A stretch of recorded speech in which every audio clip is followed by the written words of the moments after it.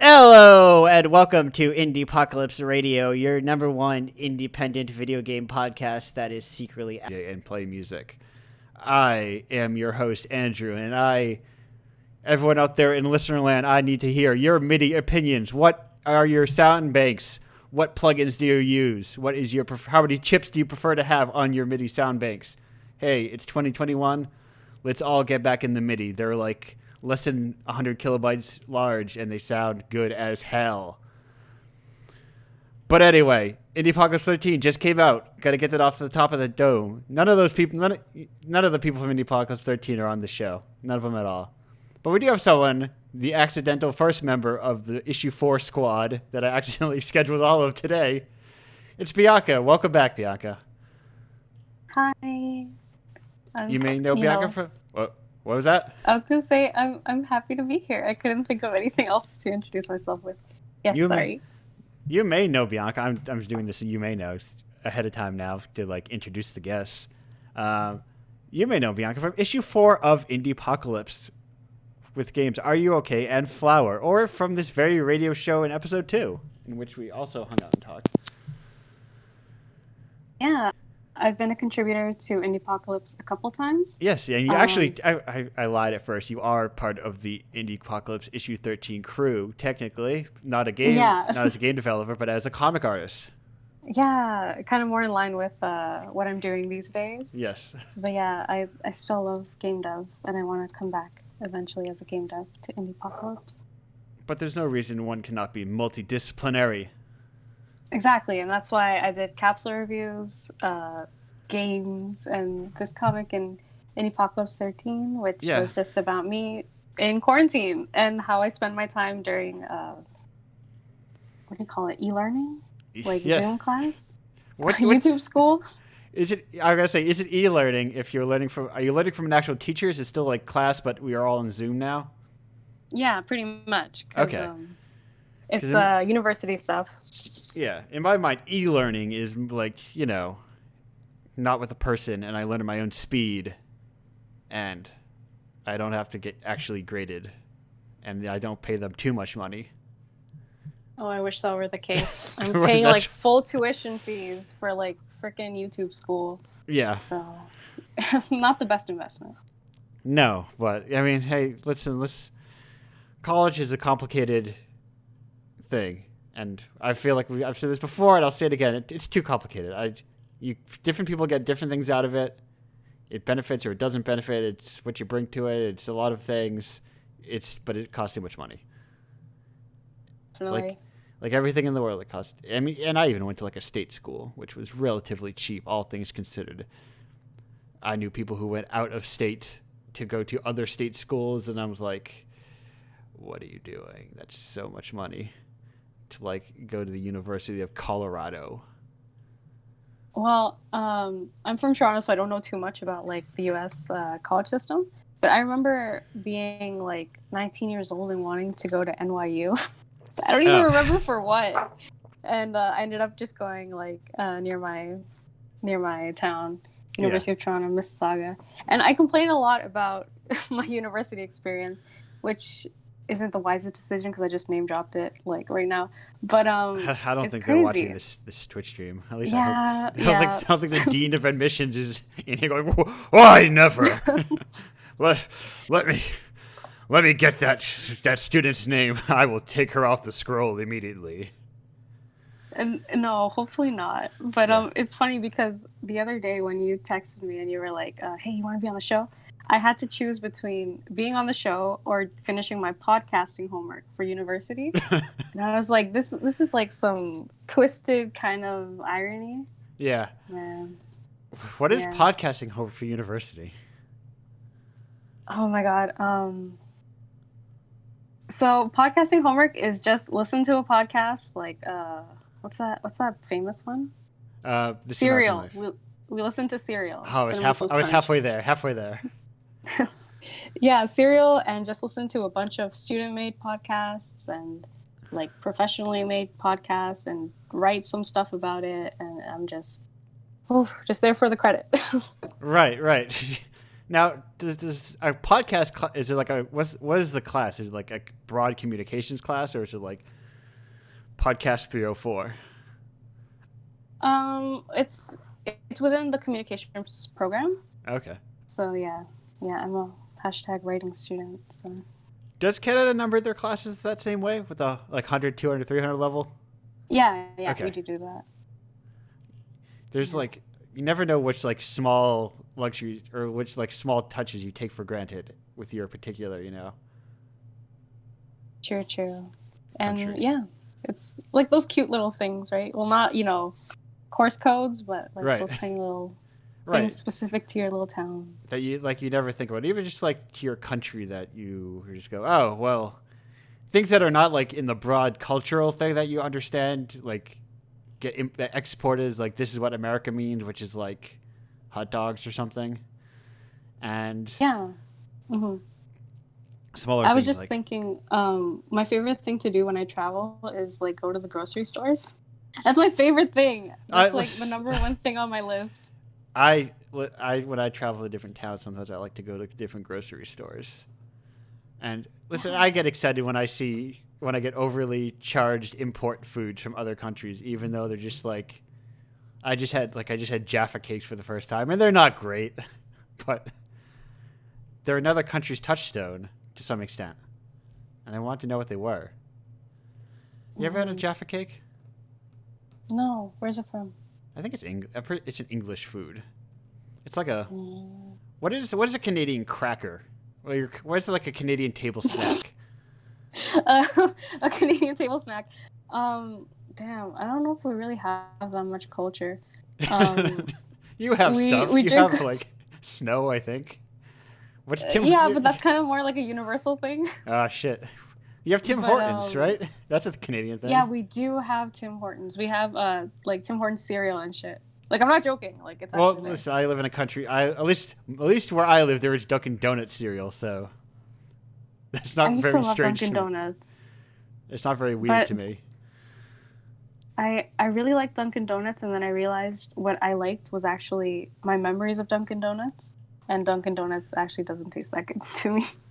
Last time I went to a Dunkin' Donuts was when I had to work very early in the morning, and I drove past one and I got like an egg sandwich and it was bad. Oh no. That's the end of my Dunkin' Donuts story. I'm doing Massachusetts disappointed by saying fuck, I don't care about Dunkin' Donuts or whatever else I'm supposed to regionally care. I saw someone made a quilt to Massachusetts, and there was a lot of weird things I didn't really think were like, are associated with my region. Like a lot of companies like, oh, that's weird, but I forgot all of them. So this was a pointless road for my mind to travel down. But anyway, I got, you like ice cream? Would you like say eat some in the pre-show very quickly? Oh yeah, I would 10 out of 10 definitely eat pre-show ice cream, which I did. It was very good. So we had some important ice cream discussions, but you never weighed in. So ice cream soup. Your opinion on ice cream soup? I love ice cream soup. Okay, as a kid, it was like my favorite bit of the ice cream experience. So how do you produce your own ice cream soup?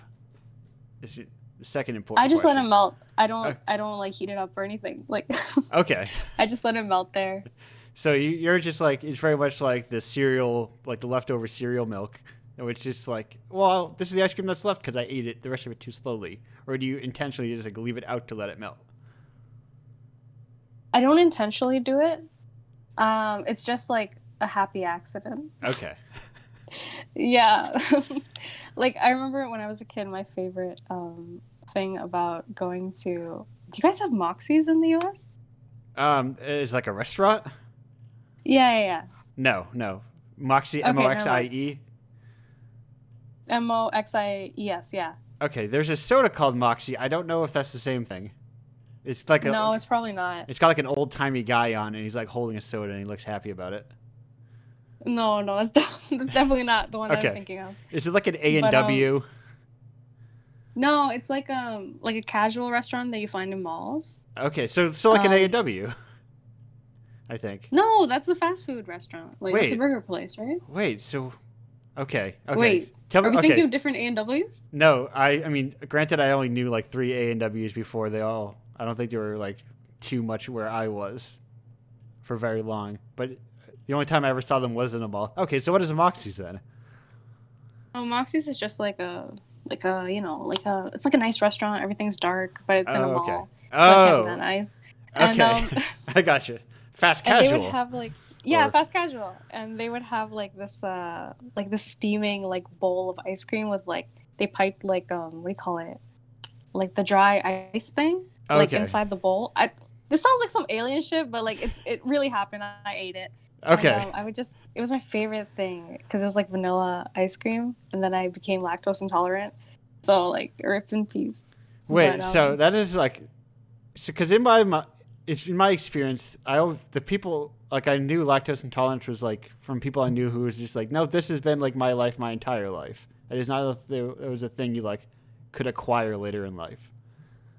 well, my entire life was being lactose intolerant. Oh, okay. But the degree to which I was lactose intolerant varied Oh, from okay. year to year. Okay, so it's So not like I had a lot of time to get used to no ice cream life. yes. Okay, good. So it wasn't just like I love ice cream, and then it's like, well, you loved it too much, and now you hate it. You flipped it all the way over. Oh no, I love ice cream so much. But if I do smell like too much like cheesy goodness in a place, I will feel sick immediately. But you were saying about A&W, that kind of reminded me. Um, Yes. what did it remind me of? Oh yeah, just like I was on TikTok and just watching like these TikToks about my particular town in Ontario. Okay. Because you're talking about like the little quirks of Massachusetts. I can't say it. Sorry. You can't say Massachusetts. Massachusetts. I So weird. I'm reminded. I feel like so. Continue your story. I will have something else after this. You may go. yeah. So I was just thinking like it's weird like seeing these kind of cities from the outside. Yeah. And then just with COVID and everything, it's really gotten me into like kind of exploring my neighborhood and just kind of like trying to be not present, but like trying to be a part of a community more than before. Right. And yeah. And I guess that kind of leads into what kind of cereals you find at the grocery store, what kind of restaurants you eat at in the malls. Yeah. Yep. Like, what is like a local specialty, or like the town to go to? Yeah, like those kind of things. Like for us, it would probably be, well, we have Toronto like near us, Yeah. and that's like the coolest shit. Like that's what I would do like on Friday nights because I would like just take the bus to go to downtown Toronto because there's nothing to do in my town. So that's very close. I am similar, like where there's nothing to do in my town, but also a town where there is something to do is like far away. Really? Like not even like a major city. Relatively speaking, in terms of like Massachusetts, where my mind of far away is like an hour away. Oh, okay. So a good time is like an hour away. Yeah, right. That's a great slogan for a business. Sorry. It's like yeah, go ahead. I'm like in a place where it's like a good time. Like I'm about an hour away from Providence in Boston. Oh, okay. Yeah, I know that place. That city. Yes. Oh man. I'm like in a small place that's not like. I'm also like not meaningfully enough onto Cape Cod, but also there ain't shit to do on Cape Cod. I don't, unless you're like rich, I guess. Did you ever have that thing where like, for me, I was talking to a friend about this because we grew up in the same town, Brampton, Ontario. No one knows of it. Please don't. Yeah, don't visit. And we were talking about how our favorite thing to do during Christmas was to go to Walmart at 11 p.m. in our pajamas. Okay. Like when we were kids, of course. Yes. But like that was the most fun shit, and like I only felt it was Christmas when I did that. I'm just wondering, did you do that? Like, is this just a Brampton thing? Yes and no. So like when we were like 16 and we had a friend with a car, we would drive like half an hour to like one town over where they had a 24-hour Walmart, and we would go there at like midnight because it was very cool that a store was still open and we could buy sodas at like midnight. Yeah. That's the magic of it because it's at night. Right. Like, You're supposed to be it's a here. Walmart, but at night. Right. That's There's the nobody best here. shit. And it's like you just go to stores and there's like you're free. And It's exemplary of like teenage freedom if you just do whatever you want because you have cars now. yeah. I was thinking about teenage freedom the other day. Like, that sounds so weird, but I really was, because like we were having this discussion in like some university club about what it means to, like, you know, be growing up and shit. Like, I'm 23. I'm not that old, No, but yeah. but like I'm thinking, like, even when I was in high school, I was like so happy just to be walking around inside of my high school, going to like the pizza a block away. Yeah. And I guess it's just like a little bit of teenage freedom, because I couldn't drive. I still don't know how to drive, but you know. It's a very helpful skill. I would advise it personally. But But I don't I want to also study. I also need to do it in order to like work and things like that. To like Yeah. get to places where I need to work. Or I could Yeah. I guess I could get a bike. But also Oh, I can't ride a bike either. Oh, okay. Well, you know, Cursed to take the bus. But yeah. I don't have a bus freedom. that like goes by my house. Really? Yeah. Or it's like I think I have to walk probably like 10 or 20 minutes to get to a bus.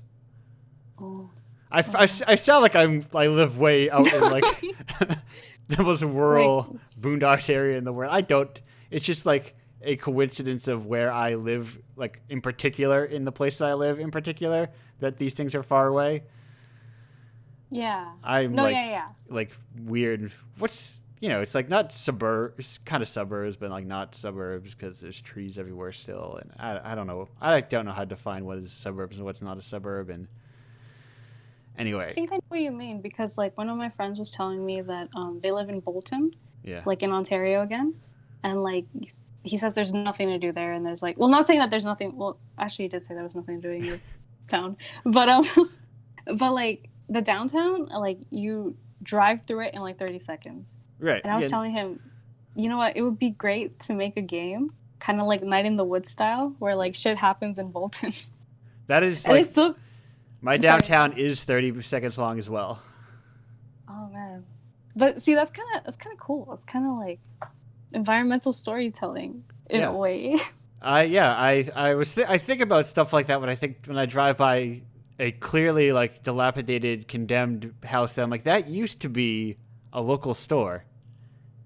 That was like one of those like all-purpose, honestly, you know, like a general store. Like they rented VHSs, and then you had they sold you submarine sandwiches, and they sold very like a weird smattering of groceries.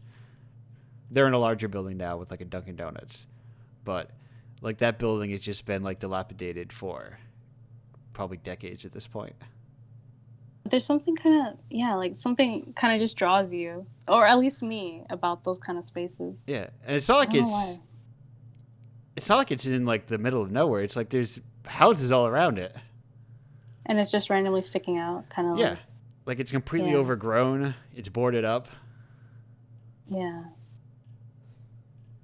Oh. Yeah, you appreciate your small town and your local, or support your local scene in every way, I guess, is what I was saying. Yeah. I don't think there's even much of a scene here, but you know, it's just something. Your local, the idea of your local town. It's a weird. I've done that occasionally where I've just like driven down the same road over and over again, but then just like looked at it from a different angle, and it's like, this is a weirdly new place in terms of like breaking people from like the mindset of routine. And never mind, I feel like I'm going into very like late night, hey, what if this thing was like, you know what I'm saying? It's like, what if though you like looked at your street from like a 30-degree different angle, and it's like, whoa, a whole new street. But to avoid that road, to go back to a slight tangent that I was going to almost mention earlier, was that at one point I got like a box of bargain anime DVDs for Right Stuff. It was like $15 for 30 anime, and one of them had like And we were sitting down and watching it with friends, just like, let's watch all these Yeah. shitty anime. And one of them, like a character had gone to MIT, and they had a very difficult time saying Massachusetts. And I was like, Oh no. and that was like the joke. I'm like, oh, Massachusetts is a really weird name to say. It is like a complicated name. It's very long, and if like you don't know it and you haven't said it your entire life. Yeah, like me. Right. Like at the beginning of the show, I don't Massachusetts. Massachusetts. Okay, got it. It's not. I'm like, oh, it's very easy. You just have to grow up here and live here for I almost gave myself 4 decades. I'm not 40 years old. I'm not fucking old man indie quite yet. But that's those old like bargain anime though. Sounds so fun. Yeah, because like there's a really cool comic store here in Toronto. Yeah. And oh wait, is that the Beguiling? It is the Beguiling. I love the Beguiling. I went there when I went to TCAF. The Beguiling is the best. I love it so much. I was like, holy shit! I almost bought it. Did I buy comics? I think I did. I can't remember what I bought when I was at the Beguiling, but I did buy some stuff because it's like, oh man, you can get like French. I should learn to read French so I can get good manga and shit like that, but I can't read French. I did get one of the French comics there. I got Last Man, and because like I grew up learning French in school, like I could actually like understand it, and I was so proud of myself. But like I was thinking, during quarantine, I emailed the guys from the Beguiling, and I was just like, hey, I'm looking for really trashy 2000s anime art books. Do you have anything? And they were just like, yeah, we do. And I ended up buying one, actually 2. Do you remember what they were? Shit. It's, I think, Toru Adachi's Pieta. Okay. And I don't know who that is. Like, I don't know if they're an animator or anything. That sounds like super familiar. Let's go expert Googling while you keep going. Do you remember what the other one was? That one was a show that I really liked when I was a kid. It was the Rosen Maiden art book, the one from like the original series. Okay, I have a vague idea what that looks like, and I'm gonna look it up and see if that is. Oh, okay, yes, that is that one. I was thinking. I have a friend who's getting into Gundam lately. Oh. And I ended up Toru Adachi. Oh yes, the Persona character. That's not what I'm looking for. Oh yeah, no, not that one. It's another very real Toru Adachi. Yeah, he really. I feel like this fucking Persona dude has spoiled. Well, has poisoned the well here. Okay. Anyway, art book. Maybe I won't get there. Maybe we won't solve this puzzle. At least not today. But yeah, Beguiling, very, very good. I even got Dojinshi there. Like, they actually, yeah, you know what? That actually is a really, really good store. Now that I think about it. I'm on my slow road to learn Japanese so I can just professionally, I say, yes, so I can speak to a wider range of developers. There's a large Japanese indie scene, and it'd be pretty cool if Indiepocalypse could tap that. And what I mean is so I can read manga on Pixiv. Because same. Yeah, there's a lot of like, listen, there's an increasing number of like indie manga publishers that are like doing the good shit, like Starfruit and Glacier Bay and all those. But I want the raw. I know. I know at TCAF they had like an anthology of Japanese indie manga artists. Papakami. That's the one, yeah. I imported it from the store that made it. From Japan? Yes, yeah. Like Papatami is the art gallery / bookstore that produced that, and I bought it like immediately. Was good? I never read it. Yeah, I did enjoy it. Yes. Yeah, it's crazy thinking how many like indie things there are out there, and like it's kind of like it's well, I'm an Indiepocalypse, but like you know how like with the internet you have like access to so many things, and it's like I want to access all these things, right? Yeah, but I can't. Right, like there's just, and that's just like the things that we are aware of that have like that we're aware that they're indies of, but like how many languages are there that you don't know? There's a lot of languages. There's a lot that I don't know. Yeah, like I don't know what's happening in like I don't know, the German indies scene, Right. the zine scene, Right. What and is maybe some really cool stuff. Sorry, yeah. Yeah, it's all that fucking Tower of Babel's fault. If it weren't for them, we'd all be Yeah, living the good life. goddamn. If it weren't for their arrogance. Like, why do you want to build a tower to God anyway? What are you going to do up there? Kill God. Well, what's that going to get you? What's that going to... I don't advocate killing God, but you know, it's something I explore in my many I feel like that is obscure works. I feel like on an indie video game, what is it, ostensibly an indie video game Concept? adjacent podcast radio show, killing God is not a foreign concept. But On an alien show? No. Sorry. I don't remember when I said alien. I feel like I meant it to... Anyway, whatever we were saying. I think I had a little burp in the middle of it that I put off mic, and I think I probably ate some of my words. But enough about that. Because you were here, and we were talking about comics. You made a comic for the thing. And you said you were getting back into comics. Yeah. Kind of like, pulling everything full circle now. Yes. Because I am a writing student in a program I do not like and I do not enjoy. Yeah. I've started just kind of, drawing more and doing like a lot of stuff in like fanzines. That's a whole and other I decided scene. Sorry? That's a whole other scene. It's like vibrant. Yeah. It's pretty vibrant now. I only like really started like paying attention in 2017, I think, with the Delinquent fanzine that came out, and it was very, very good. But now that I'm involved, like it's super, super fun. Yeah. But which ones have you done so far? Oh, I was just saying I just want to draw all the time. Yeah. Which ones have you been in any so far? And also, which ones? I have been in the one that sticks out most in my mind because it was like a really great experience was Rally Spectrum, which was an LGBT Fire Emblem zine. Okay, so yeah, I'm kind of exposing myself here, but like that leads me to the question that I meant to start off this entire discussion with Bianca, which is, Bianca, tell me a little bit about Soren. Andrew. Now that we're at the end of, now we're approaching the end of the segment. Now that we're approaching the end of the segment, I need to hear about Soren.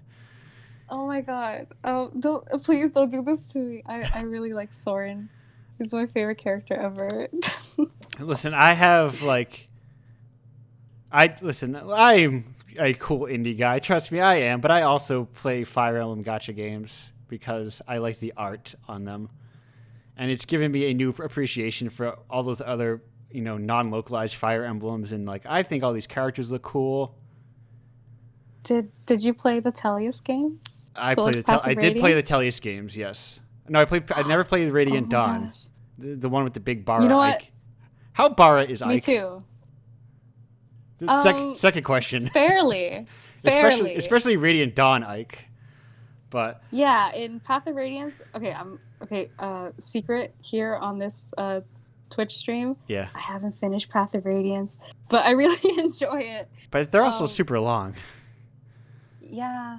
I've been on the last chapters for half a year now, I think. My brother played Radiant Dawn, and there's a part at the end where they turned your weapons into the god-killing weapons, but he was playing an RPG like you would play an RPG where you use all your shitty equipment first, Yeah. And it changed all his shitty things, and then he couldn't win. Oh, he's no. This game is super. That's horrible. Yeah. But yes, you were saying about Path of Radiance. Oh, I was just thinking god-killing weapons, man. I gotta finish Path of Radiance. I don't know how I'm gonna get my hands on Radiant Dawn, if I'm gonna buy it for $100 million, or if I'm gonna emulate it like a sane person. Yeah. But I just want to get there. How much is that? There was a lot of the stuff that I got surprisingly. I luckily had a phase when I was young, I was a kid, and had a lot of money where I bought a bunch of video games. So I have expensive video games that I got Radiant Dawn's not that much. Oh no, never mind. I was looking at JP. Yeah. Oh yeah, yeah. Those are much cheaper. This I remember last time we talked about Avalon Code. Yes. And that was a game that goes for like a lot now, right? Maybe. Does Canada use PAL or NTSC? I don't know. I'm sorry. I don't. Where if what you mean is like, no, I actually don't know. Yeah. Do you have the PEGI? Do you use PEGI? Oh, like the 3-pronged. No, like What? the video game rating system. Oh, we use ESRB. Okay, so I would assume you're probably on NTSC. I don't know. Yeah, okay. Confirmation from later guests in the chat. Canada is NTSC.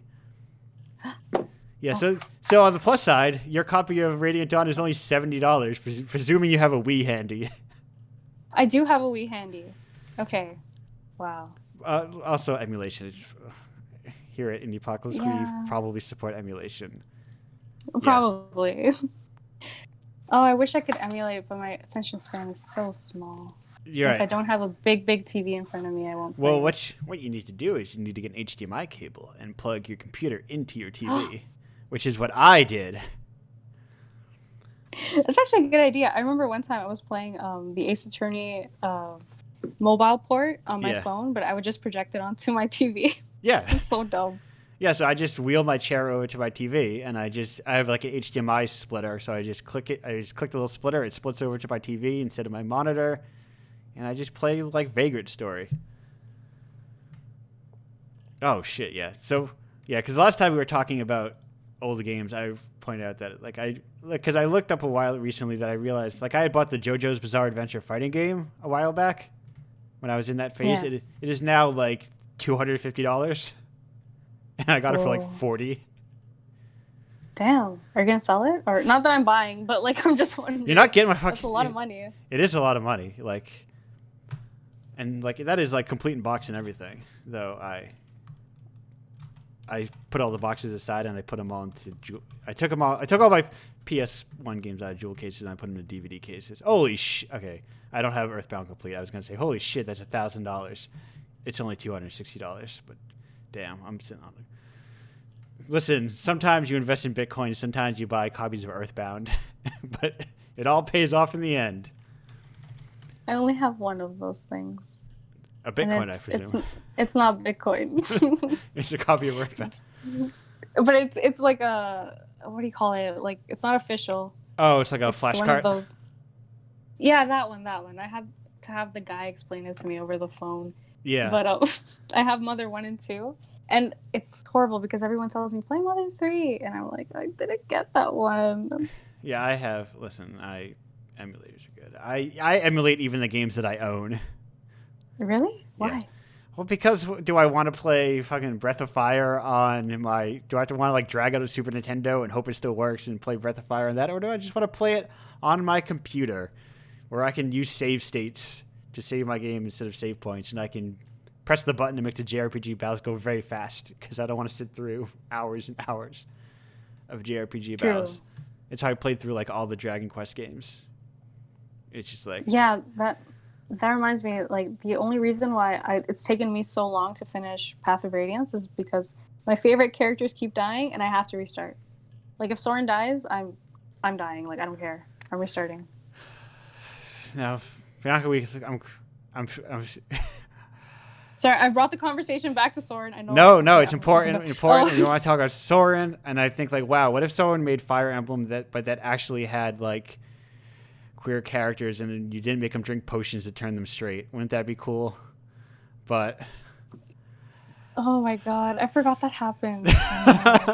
In Fates, right? I have a lot of feelings about Fire Emblem and how I don't like that there is a main character, like a insert main character. I like the idea of like there being character relationships that don't revolve around like one character that has to have the ability to have all relationships with everyone, if that makes sense, you know? No, yeah. I think it's more important. Yeah, I think it's more important that someone like Ike has more defined relationships than MC main character does. Who just basically... I don't like the date. Listen, we're not here to litigate Fire Emblem. We could do that well, welcome to join us later on our Indiepocalypse. Let's litigate Fire Emblem and how I don't like the dating elements in those games, and how. Oh, I will be there. I will 100% be there. I mean, honestly, I want to eventually something I kind of talking about things that how I make too many shows. I kind of want to make a show where people play through games, and maybe I will find an excuse to play through like Tharsia 6776 or something. But you want to talk about? I am. Eldegan is my secret Soren. I want to learn about that dude, but Eldegan aside, I like those weird old anime mullets. Oh yeah. And big poops. I got a mullet not because of Fire Emblem, but because of Kaiji, the gambling anime. Okay, listen. I am just getting into Kaiji, all right? Because Denpa's been putting out like releasing the manga. Yeah. I have the first volume on my shelf. I'm looking at it right now. Yes, I can't. My shelf is not in this room, so I can't look at it. I have the first two, but yeah, I cannot. I was going to watch it, but then like on Crunchyroll, it's like only 480p, and I realized that makes a difference after I've been living in that 1080 lifestyle. Okay, we can talk about Kaiji, all right? All right, we have to go. Bianca, do you have any? Oh no. Closing statements, quick, important closing statements. I do. You should read Kaiji because it will change your brain chemistry insofar that you think an ugly triangle man is the hottest person alive. That's it. I'm mic drop. Thank you. Goodbye. We'll be back. Thing, Andrew. We're taking you to the thing. Let's go. Hello and welcome back to Indiepocalypse Radio. I am here with my second guest, Joe. Hey, Joe, how you doing? Doing good. Andrew, how are you? I'm doing fantastic. You are the second member of the accidental Issue 4 squad that I assembled here. You did the cover for Issue 4. Yes. You may know Joe. I almost did it again. You may know Joe from the cover of Issue 4, and also just like comics on the internet. It's where you probably more likely would know him from. So, Joe, I have a question for you. Yes. Do you have, I was thinking of this, do you have like this is the comic piece of art that people know me from? That is like do you have like a broad breakout kind of thing? I feel like for the longest time, the answer to that would have been like that JoJo Cracker Barrel Boys comic. Okay. That was a big, I feel like at MomoCon, the convention I met you at. Yes. A bunch of people would like come up to me and be like, "Oh, it's the Cracker Barrel guy," and which is okay. I don't know, but yeah, that was probably that, and I can't think of like a more recent one. I feel like that's definitely like that was the watershed moment for me. Because it was when oh no, I forget, I never knew his real name. It's Chicken something or other on Twitter. Mm-hmm. Who I didn't realize. Chalk and Smirk. Chalk and Smirk. There we go. Okay. Beanie. Yes, Beanie. That's what it was looking for. All these people with their fake names, I can't remember them all. Did not realize that he was like known as like the NaCl guy. You know. What's NaCl? It's like these potato chips could use a little more NaCl. That guy who's like thinking. Wait, do we not know what we're talking about? Okay, I'll find it in a second. I will post it in the Discord. But that is realizing like, oh, what if that's just like a life of, or most famously Casey Green and the dog. Oh yeah. Like an artist that's just like well established, has been doing their own thing, and then gets known for a famous thing or a fan thing, and it becomes like their entire online identity, for better or for worse. I feel like I'm fairly fortunate in that like that hasn't happened to me. Yeah. So far, I feel like I haven't been too pigeonholed yet. Right. People aren't still asking about Hi, I'm Daisy 10 years later. Yeah. Very fortunate. I feel bad for everyone it happens to, like obviously Casey Green, and then the Matt Fury with Boys Club. Oh, Matt Fury. Yeah. He's in a class of his own. Like, yeah, he is. He makes such good comics, but God, that is awful what happened. Yeah, I remember the days of Tumblr with like Rare Pepes and like thinking I should read Boys Club eventually. This seems like a good comic. Yeah, I mean, it genuinely is great. Like, I regularly flip through it when I'm like waiting for pasta to boil. And then I never ended up getting it. And I think they reprinted it fairly recently. Yeah, Drawn and Quarterly, Drawn and Quarterly or Fantagraphics, one of those people. They reprinted it. But speaking of Drawn and Quarterly and Fantagraphics and reprinting, you have this is my professional interview. I hear you have a book coming out soon, Joe. I do, and it's through Oni Press. Well, Ah, I co-wrote it. right. Not your book, but yeah. But I'm a part of this book. Yes, I hear you are. Yes. I hear you're a part of a book that's coming out soon. Yes, it's I guess middle grade young adult book called The Sprite and the Gardener with art by Ree Abrego, and it's just a story about being a kid and being a fairy and gardening, stuff we've all been through. That seems like very much what you want to pitch if you want to get money from publishers is YA comics. Yeah. No, it's I don't know who figured it out, but kids like to read comics, and who now would have everybody. known? Yeah, I don't know how they like just figured this out in like 2019, 2020, whenever the boom happened. Right. But yeah. I wonder if only there was a book about a teenager who got bit by some kind of spider and turned into a superhero. I bet kids would love that. Yeah, if only they'd made that. Yeah. But like as an adult, I would prefer he get married or something and like murdered 5 of his girlfriends or whatever makes you feel more mature. Yeah, or get cloned a bunch. Yeah. Oh, I want to buy Italian books. Oh man. Do you have what familiarity do you have with like Western comics? Do you have much familiarity with Western comics? To a degree. I remember around 7th or 8th grade, my mom decided all my manga was evil, and so she like boxed it up and put it in the attic, and so I had to like start reading Western comics to fill that void. And so I read a bunch of like Ultimate Spider-Man and Ultimate X-Men. Oh, I've heard stuff about the Ultimate line. Oh yeah, no, it's wretched. But like when I was in 8th grade, I was like, oh my god, this is awesome. When I was in 8th grade, I thought Infinite Crisis, or not Infinite, Identity Crisis was groundbreaking comic books. So we all make mistakes. Yeah, no, that's back in the days of like Civil War and all that stuff. So it wasn't great. What were these evil manga you were having as a child that were just like too wicked for your young eyes? Do you remember? Naruto. oh no, Ninja Curses are just too much. Well, because like I'm from Alabama, yeah. So I come from a very religious upbringing. Okay. And like I think on the first page of Naruto, they're talking about the demon fox. Oh, okay. And I guess so like yeah, so she was like, this book has demon foxes, and it's just like, Mom, they're trying to seal the demon fox away. They don't like the demons. But... Right. In a way, Naruto is carrying all of our sins. Yeah, they all walk on water too, so which might be blasphemous. Is it, or is it okay, Joe, this is a very important question. Is Naruto a Christ parable? I don't know, because all of them do it, I think. But like, when Knuckles did it in that Sonic spinoff comic, that was different. He was a Christ parable. I've always thought that about Knuckles. He comes very later in the books, much like Christ in the New Testament. You're absolutely right. Yeah. He's a lot cooler than the other people. I bet Knuckles would go. Is there one of Knuckles' missions in Sonic Adventure lets you go into like a church and start flipping over tables of moneylenders? I think so.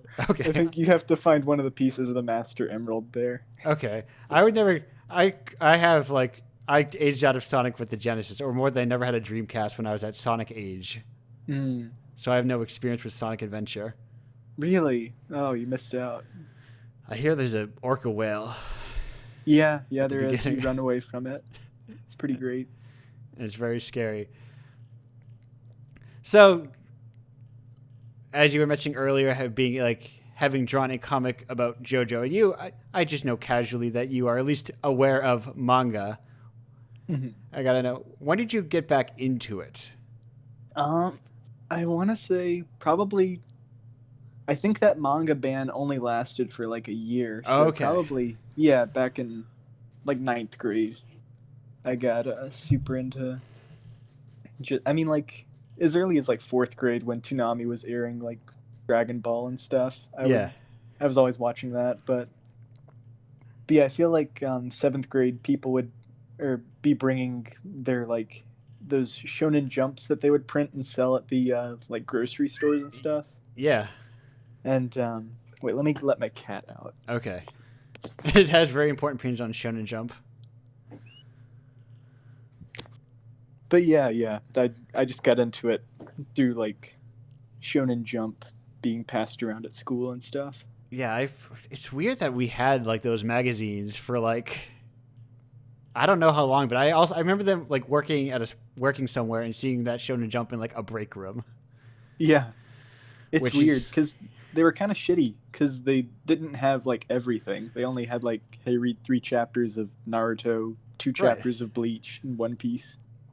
Well, because like who's gonna sell like like the random gag manga that are in Japan or like sports manga number 5. This one's about baseball also.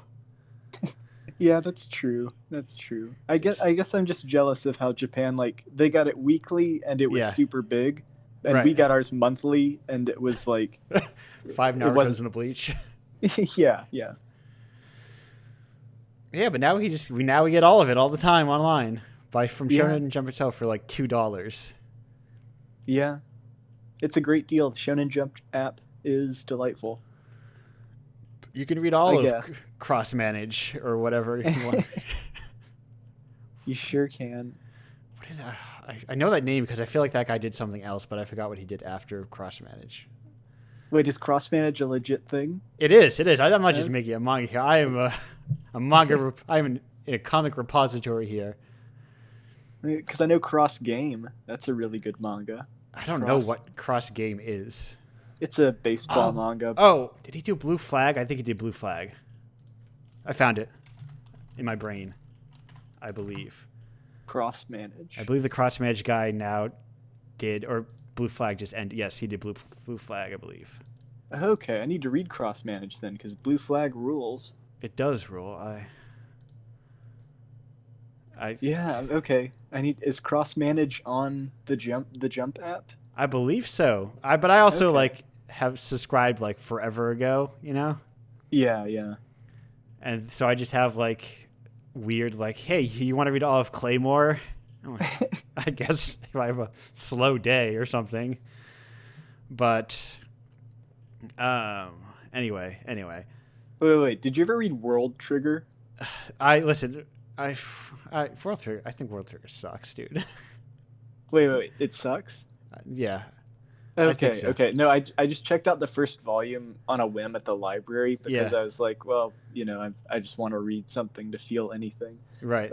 But okay, glad to know that it sucks. Well, so I don't have to like pursue it. I guess it depends on your opinion on. Let's break open this seal and like depends on your opinion on shonen manga. Okay, yeah, because I mean like. I like it in the same way that I like bread, where it's like, a means to an end. Yes. Then I think that might work for you then. Okay. Because me, I was like I was breezing through it. Because I was just, at one point I was reading like because they used to do it where it was like they would just give you the whole magazine and you had to like flip through the whole magazine, and it wasn't just like, I go straight to my chapter of like whatever manga you want to read. Yeah. So I would flip through them all. I was like, I don't know. It just seems like shonen let me ask you something. Yes, okay. What would your definition of like an exemplary shonen manga be? Okay. Or what's your ideal? My ideal shonen manga, I think, is, I'm trying to think, because listen, I really enjoy Hunter x Hunter, but I don't think it counts because I think it requires too much investment in shonen manga to appreciate why you like Hunter x Hunter. Yeah. I think I'm okay. in the current iteration of shonen manga, I think One Piece is a good example of shonen manga, if we're being real. Oh yeah, definitely. It is just like, but that's also okay. Let's talk in the manga lineage. That's like, it is the predecessor to the Dragon Ball that has kept going while other things have gone down a more linear path since then. But One Piece is still like the successor to Dragon Ball. Yeah. But like where something now like My Hero Academia is like, you see the clear through line from Dragon Ball Z to Naruto to My Hero and stuff like that. Mm-hmm. So yeah, that makes sense. I mean, I liked Chainsaw Man, but that was also like a guy just doing his own thing, kind of, but like sort of shonen manga. Yeah, it was definitely like, it was published in a shonen magazine, but it was its own thing. Yeah. It made me think I should read Fire Punch, maybe. I read Fire Punch because the first volume was at the library, and it is like, it genuinely, okay, Chainsaw Man also feels like this, but Fire Punch seriously feels like if like a computer was programmed to be like 5 different teen boys in Deadpool t-shirts, like writing what they thought was cool. Yes, okay. You know what I mean? I will say like, that I don't think that Chainsaw Man is a revelation that it seems to be, or is like people are very hot on it. Yeah. And I think like it has got some cool stuff in it. It'd be like, yeah, I was just gonna say, like, I love Chainsaw Man. It is definitely like one of the best comics, or like one of the best times I've had reading a comic in the past 10 years or so. But like, it definitely does have the vibe of like, you know, this is just a dude who was like raised on, you know, like pixie sticks and Deadpool. But right. It's very hyperactive. It's very, and my secret, my battle manga that I wish was better is like Jio Karaku. Haven't read that one. It's like it's a very kind of like, I don't know, standard battle manga with but it's got ideas around there. It's got ideas around like the edges of it that I'm like, oh, this could be something interesting. I feel that way about Jujutsu Kaisen, I feel like. Yeah. Like it has a lot of like stuff about gender and like sexuality. I'm like, there's something interesting here. Yeah. There's a guy who's anyway. This also goes down like my other rabbit hole of like my infinite quest to find a good queer manga, and if does such a thing exist. I mean, Our Dreams at Dusk is pretty good. Yeah. Did you read that? I did read that. I mean, keep going. Yeah, I guess, but also like within the scope of like just that exists in something else, like a battle manga. Yeah. I feel like Shonen Jump is gonna have to like go down before that can happen. Right, because like I've bought like weird comic like $3 like Dark Horse trade fillers where it's like, oh, I'm King Arthur, but I'm a woman and I'm in a polyamorous relationship with like an asexual Lancelot, and it's like, what? This is a $5 Dark Horse thing I bought just so I could get free shipping, and like I feel like the closer to the present day in terms of like Western comics below Marvel and DC, you're just like tripping all over the shit. Oh yeah. But that's a whole other thing, and it's not really like germane to like what is essentially like the mass market that is Shonen Jump. Yeah. And the magazine subscription model, you know, limits a whole bunch of other things. And anyway, that's beside the point. Joe, what do you think about video games? This is a video game podcast.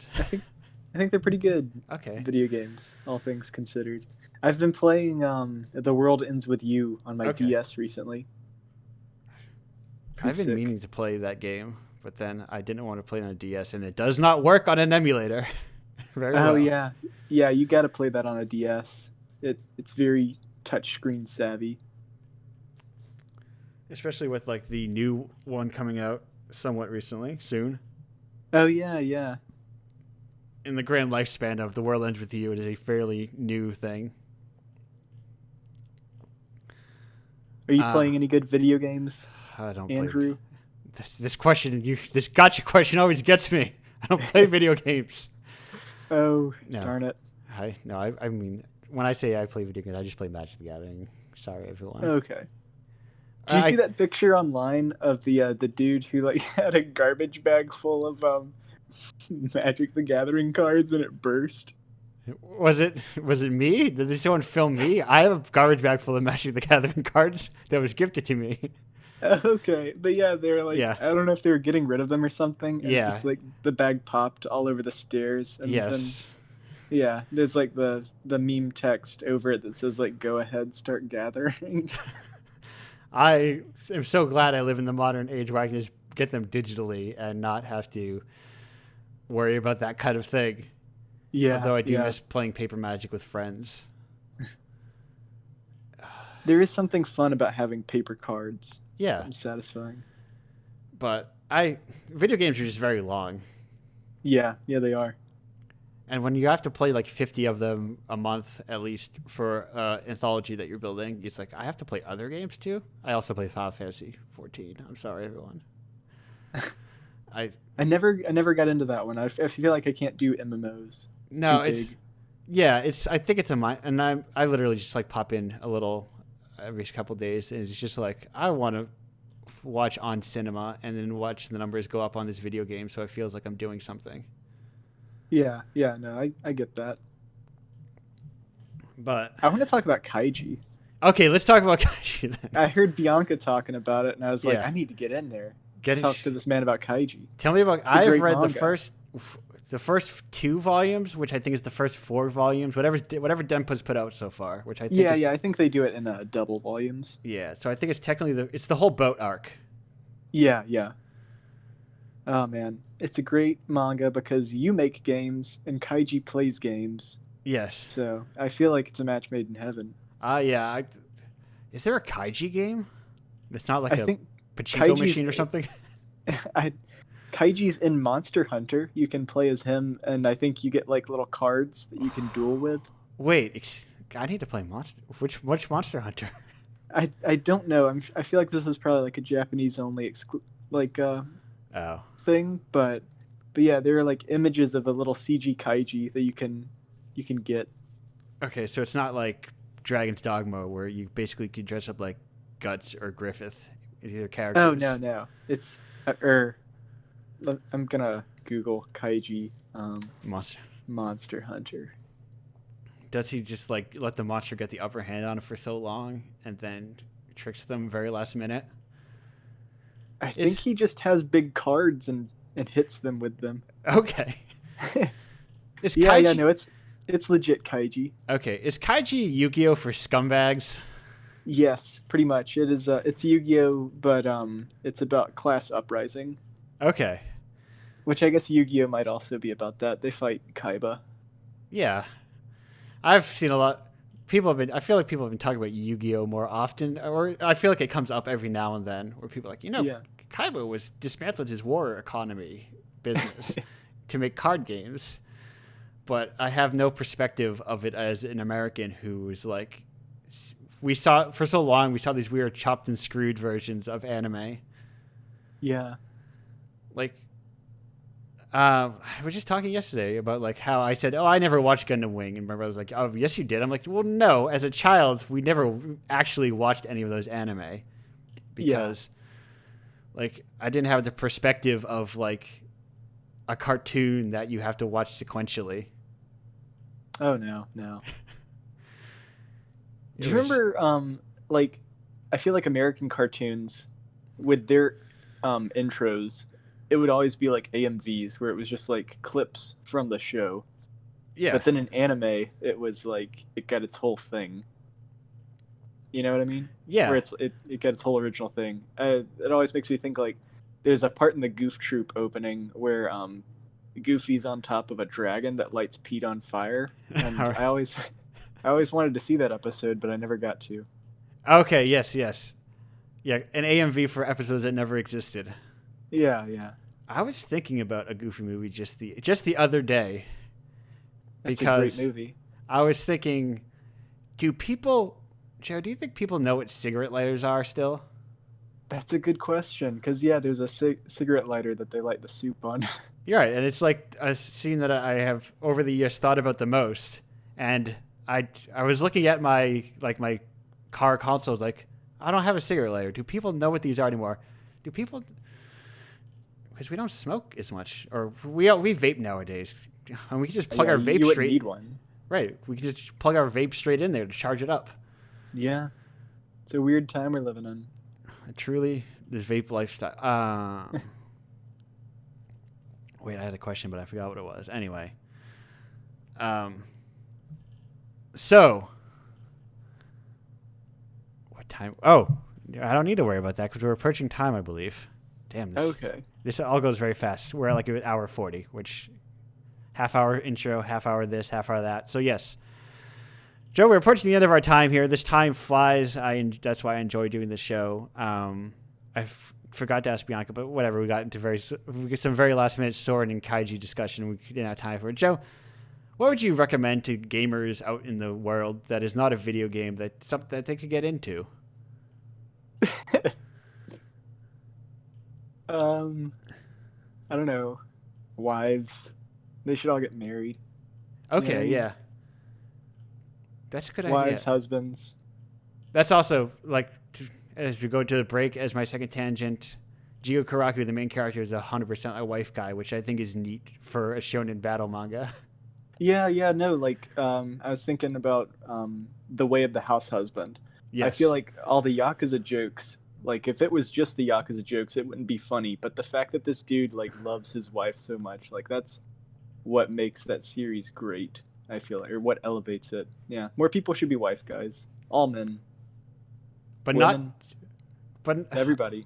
All people should be wife people. Yeah. We're one people, the wife people, I feel like. But not that kind of wife person, and you know what I mean. Yeah. No. Listen, wait, I had a question. Yes. Before we go. I may have an answer. Do you have a standout moment in like a Seinfeld episode? Because the way I met you was because of your Seinfeld game. Yeah, we had I'm like, oh, this dude has I think I had seen your stuff online, and I saw when I was walking around the artist alley that you had that big Seinfeld poster. I was like, I'll give him one of these zines. Well, that's great.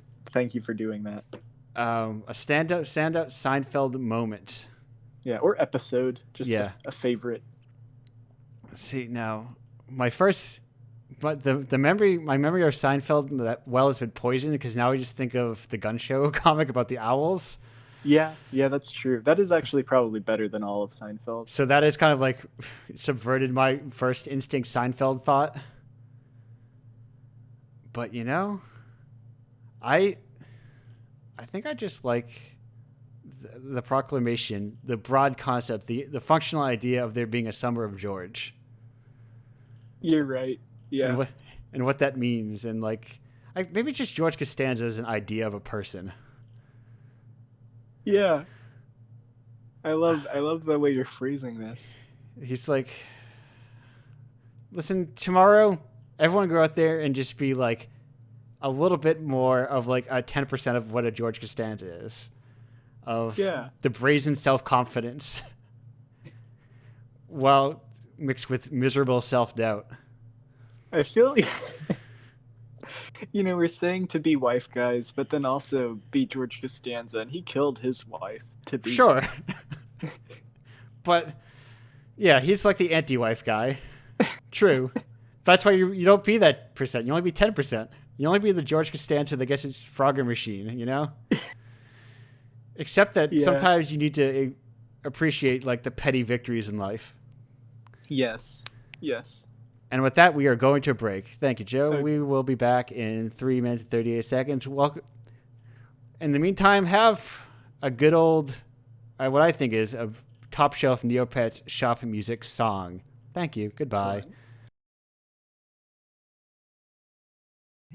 Hello, and welcome back to Indiepocalypse Radio. We are here with guest number 3, Chris Mayer. Hey, Chris, how you doing? Hey, I'm doing all right. You may know Chris from issue 13 of Indiepocalypse, the history of Boston games dev scene. I forgot the whole long name. Or more, or longer wise, or more broadly speaking. The Boston game scene, or video games that, I guess you worked on a lot of video games that people would know, but I don't know if you were people credits for video games tend to be very top heavy, you know? Yeah, I feel like the one that I go to when I'm like, oh, this person doesn't know a lot of video games, and I need to say a video game that they're going to recognize. The one that I go to is Dungeons and Dragons Online. It was like the first game that I worked on. But you're also working on like that new don't know the artist name, but they worked on the Super Brothers game, right? Yeah, Jet the Far Shore. I'm like a gameplay programmer, like technical designer, I guess. But I can't really talk about. I mean, like broad strokes, I can talk about it. Listen, I'm not here for the hot scoops. We're barely here for video games. I don't know. That's kind of all I know. Oh, I don't have a lot of manga knowledge I can rely on to fill time here. I'm sorry. Oh, that's too bad because I don't have a lot of wrestling knowledge to fill that. Dorohedoro? Is that anything? Oh, dude, Dorohedoro fucking slaps. There is like nothing like Dorohedoro in manga or comics, or like it's a very singular vision. Kyu Hayashida is like top shelf, best in their class comic artist right now. Yeah, I feel like I still don't like know what's going on in it, but I enjoy watching it and absorbing the kind of the weird setting that they're building. Yeah, it's like so weirdly it's like its tone is so unique. Oh yeah. It's like, what if someone took the grim darkness of like Berserk or any number of grim dark manga, but also made it about sincere people who like are doing their best? But then it also has like an intro sequence that has like super bright neon colors and gets you really amped up. And then the show itself is pretty, I don't want to say laid back, but it's not super loud really. No, it's very chill. My pinned tweet, that will be my pinned tweet forever, is from Dorohedoro. It's Ibisu, she dancing in her shark costume. But it's from I've never watched that show because 3D always scares me, you know? Yeah, that's fair. I never know if it's going to be good. I'm afraid it's going to be bad. I don't even know why I picked it up. It's just so usually in the morning ever since I finished Ring Fit, I've been getting on an exercise bike every day for like a half hour. Yeah. And usually I just watch wrestling, but there's only about an hour and a half of All Elite Wrestling to watch every week. So once I get through that, then I move on to Dorohedoro, which I've been now watching for like 3 months because I only watch like one a week or one every 2 weeks or something. Yeah. I think I just saw people talking about it on Twitter like 2 years ago, and it sounded good. So I was like, I don't know. Let's try this. It also just ended. The manga just ended, that is. And it had like 20 volumes or something. Okay, so maybe it was also in my brain for that reason. Yeah, it's been around for a long time. It's been like, it survived like the death of like 4 magazines. It just kept moving around. It's good. Everyone should read read Dorohedoro. I also read Didark. Anyway. Is that the same author? Same author. Okay. She also did like some stuff with Atlas or something. She did the art for like there's a first person like game on the Dreamcast by Atlas. I forget what it's called. I think she did like some art design for that. Or the I got a Dreamcast super late, so I only had like 4 games for it. I think I had like Soul Calibur, House of the Dead 2, and Hydro Thunder. Okay, which are all great. Don't get me wrong. Yeah, but not a great representation of the breadth of content on that console. No, I mean, even I would say that like Typing of the Dead is more indicative of the Dreamcast than House of the Dead. Was that on Dreamcast? That's what I have a copy. I have a Dreamcast keyboard and a copy of Typing of the Dead. It's definitely a more like interesting, historical. Has more historical significance. I feel like just because it's such a weird. Yeah, they wear Dreamcast on their back. And now it's also a bummer because I just can't play House of the Dead 2 anymore because you need to have a CRT TV, I think, for that light gun to work. Right, or like to work reliably. Yeah. It's not like the ones where you can just point it at a bright light.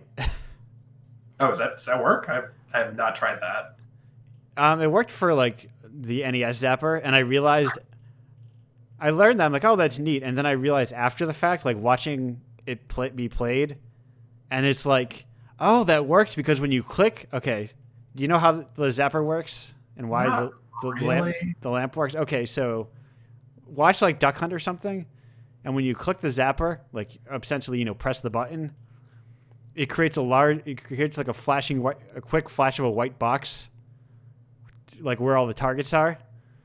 So it's just reading it's like whatever the sensor is in the zapper. It's like, is there a white box in front of me? Yes. Then you hit the target. Whoa. And I believe that's why just pointing it at like a bright lamp accomplishes everything. Wait, but then wouldn't you just always win? You would always Like win. every shot would hit? Okay. Yeah. You would always win, but that's the idea. Kind of similarly, actually. So, like, I grew up in Thailand, and I would go to the arcades there, and you would see dudes at the House of the Dead machine, and they would kind of like hold the gun so that they had two fingers at the front, and instead of shooting, like to reload, you point off screen and shoot. Yeah. They would just sort of like move their fingers up to block it and shoot, and then it would do the same thing. Right. Did they do double barrels, like both guns? Because that's how I used to play House of the Dead. I have not ever seen anyone do that, but that sounds great. Or like similarly, I think the last Sounds time I played. expensive. The last time I played House of the Dead, I think we did like one person did two guns and the other person did. Some versions of House of the Dead have a shotgun. Oh yeah, I think 3 or 4. I think. And you reload that by, like, pumping the shotgun. So theoretically, you just like could pump nonstop and never run out of ammo. Get a buddy helping you. Wow. Yeah. Okay, sure. Chris, do you have a lot of arcade experience? I don't know. It depends how you define a lot. Not really. Not anymore, but definitely when I was younger. Right. I guess that's what I mean. Was it like a part of your life growing up? I mean, actually, like pre-pandemic, I was starting to get not like good at pinball, but I was starting to understand like, oh, okay, well, I gotta shoot this ramp first, and then that sets off this, this event, and then after that, you do these targets or whatever. And I was kind of like just starting to piece together how you actually play pinball, Right? And then it was suddenly like, oh wait, no, you can't go to a gas station to play pinball anymore. You can't go to a bar. You can't, Wait, so you don't have a pinball machine in your house? someday at like 3 a.m. I'll get on eBay and look at Indiana Jones pinball tables that are $12,000 and be like, oh God, someday. Well, when I think that scares me. They're so heavy. Like, what do you do with that? Yeah. And how do you How do you fit them into your house unless you have like a massive house that has I don't know how to do electronics. I have a soldering iron technically, but I would definitely. These are like historic pieces of hardware. I shouldn't be allowed to get in there. And now, when you say you technically have a soldering iron, are you saying that you just like heat up a coat hanger on your oven and call it a soldering iron? I was just starting to figure out how to do like Arduino stuff and set up like.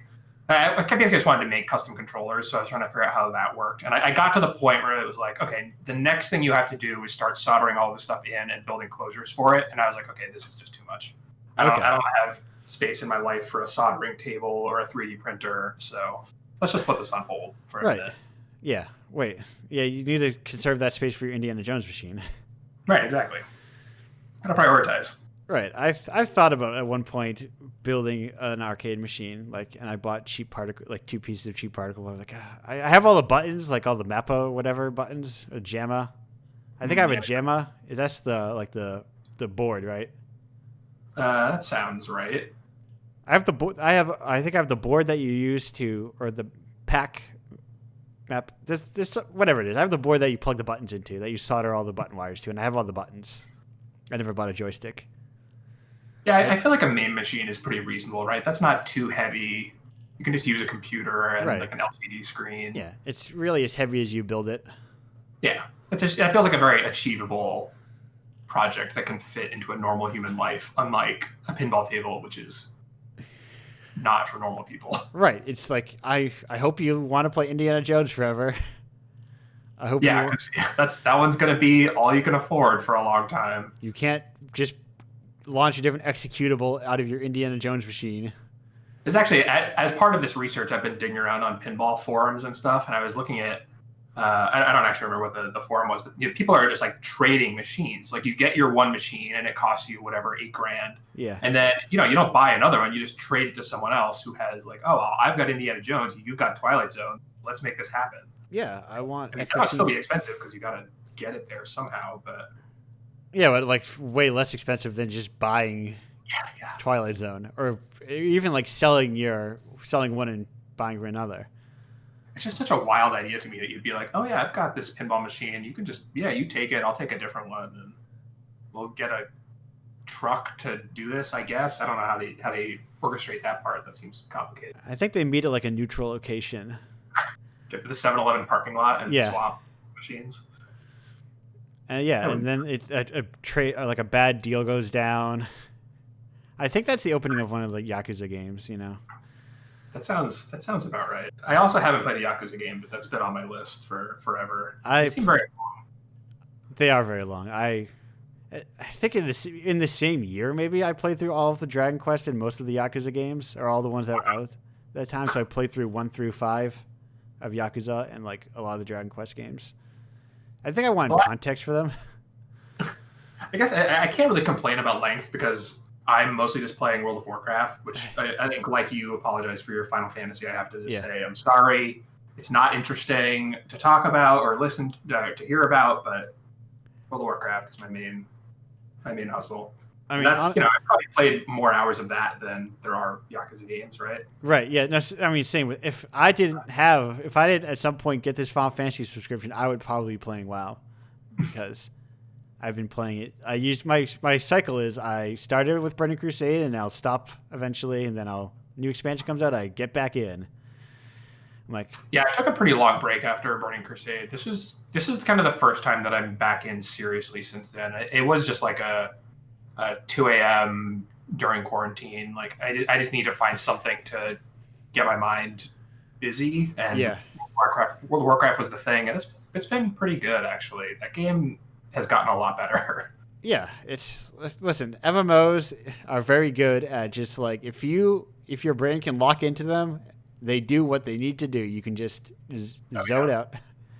Although it's actually weirdly hard now. Like I don't think it's quite as grindy. Like if you're doing dungeons or whatever, you really kind of have to be on your game because they actually added all these boss mechanics and different different encounters at places where you can or can't stand, or you got to move around or whatever. Okay, which is overall great because it makes the game way more engaging. But yeah, I just kind of want to watch wrestling and press the 1, 2, 3, 4, and then do that rotation again. Yes. So what's your main here, Chris? As we apologize for talking about MMOs and proceed to talk about MMOs. Well, it reveals things about yourself as well, right? Yeah. Okay, so what is your main that reveals about you?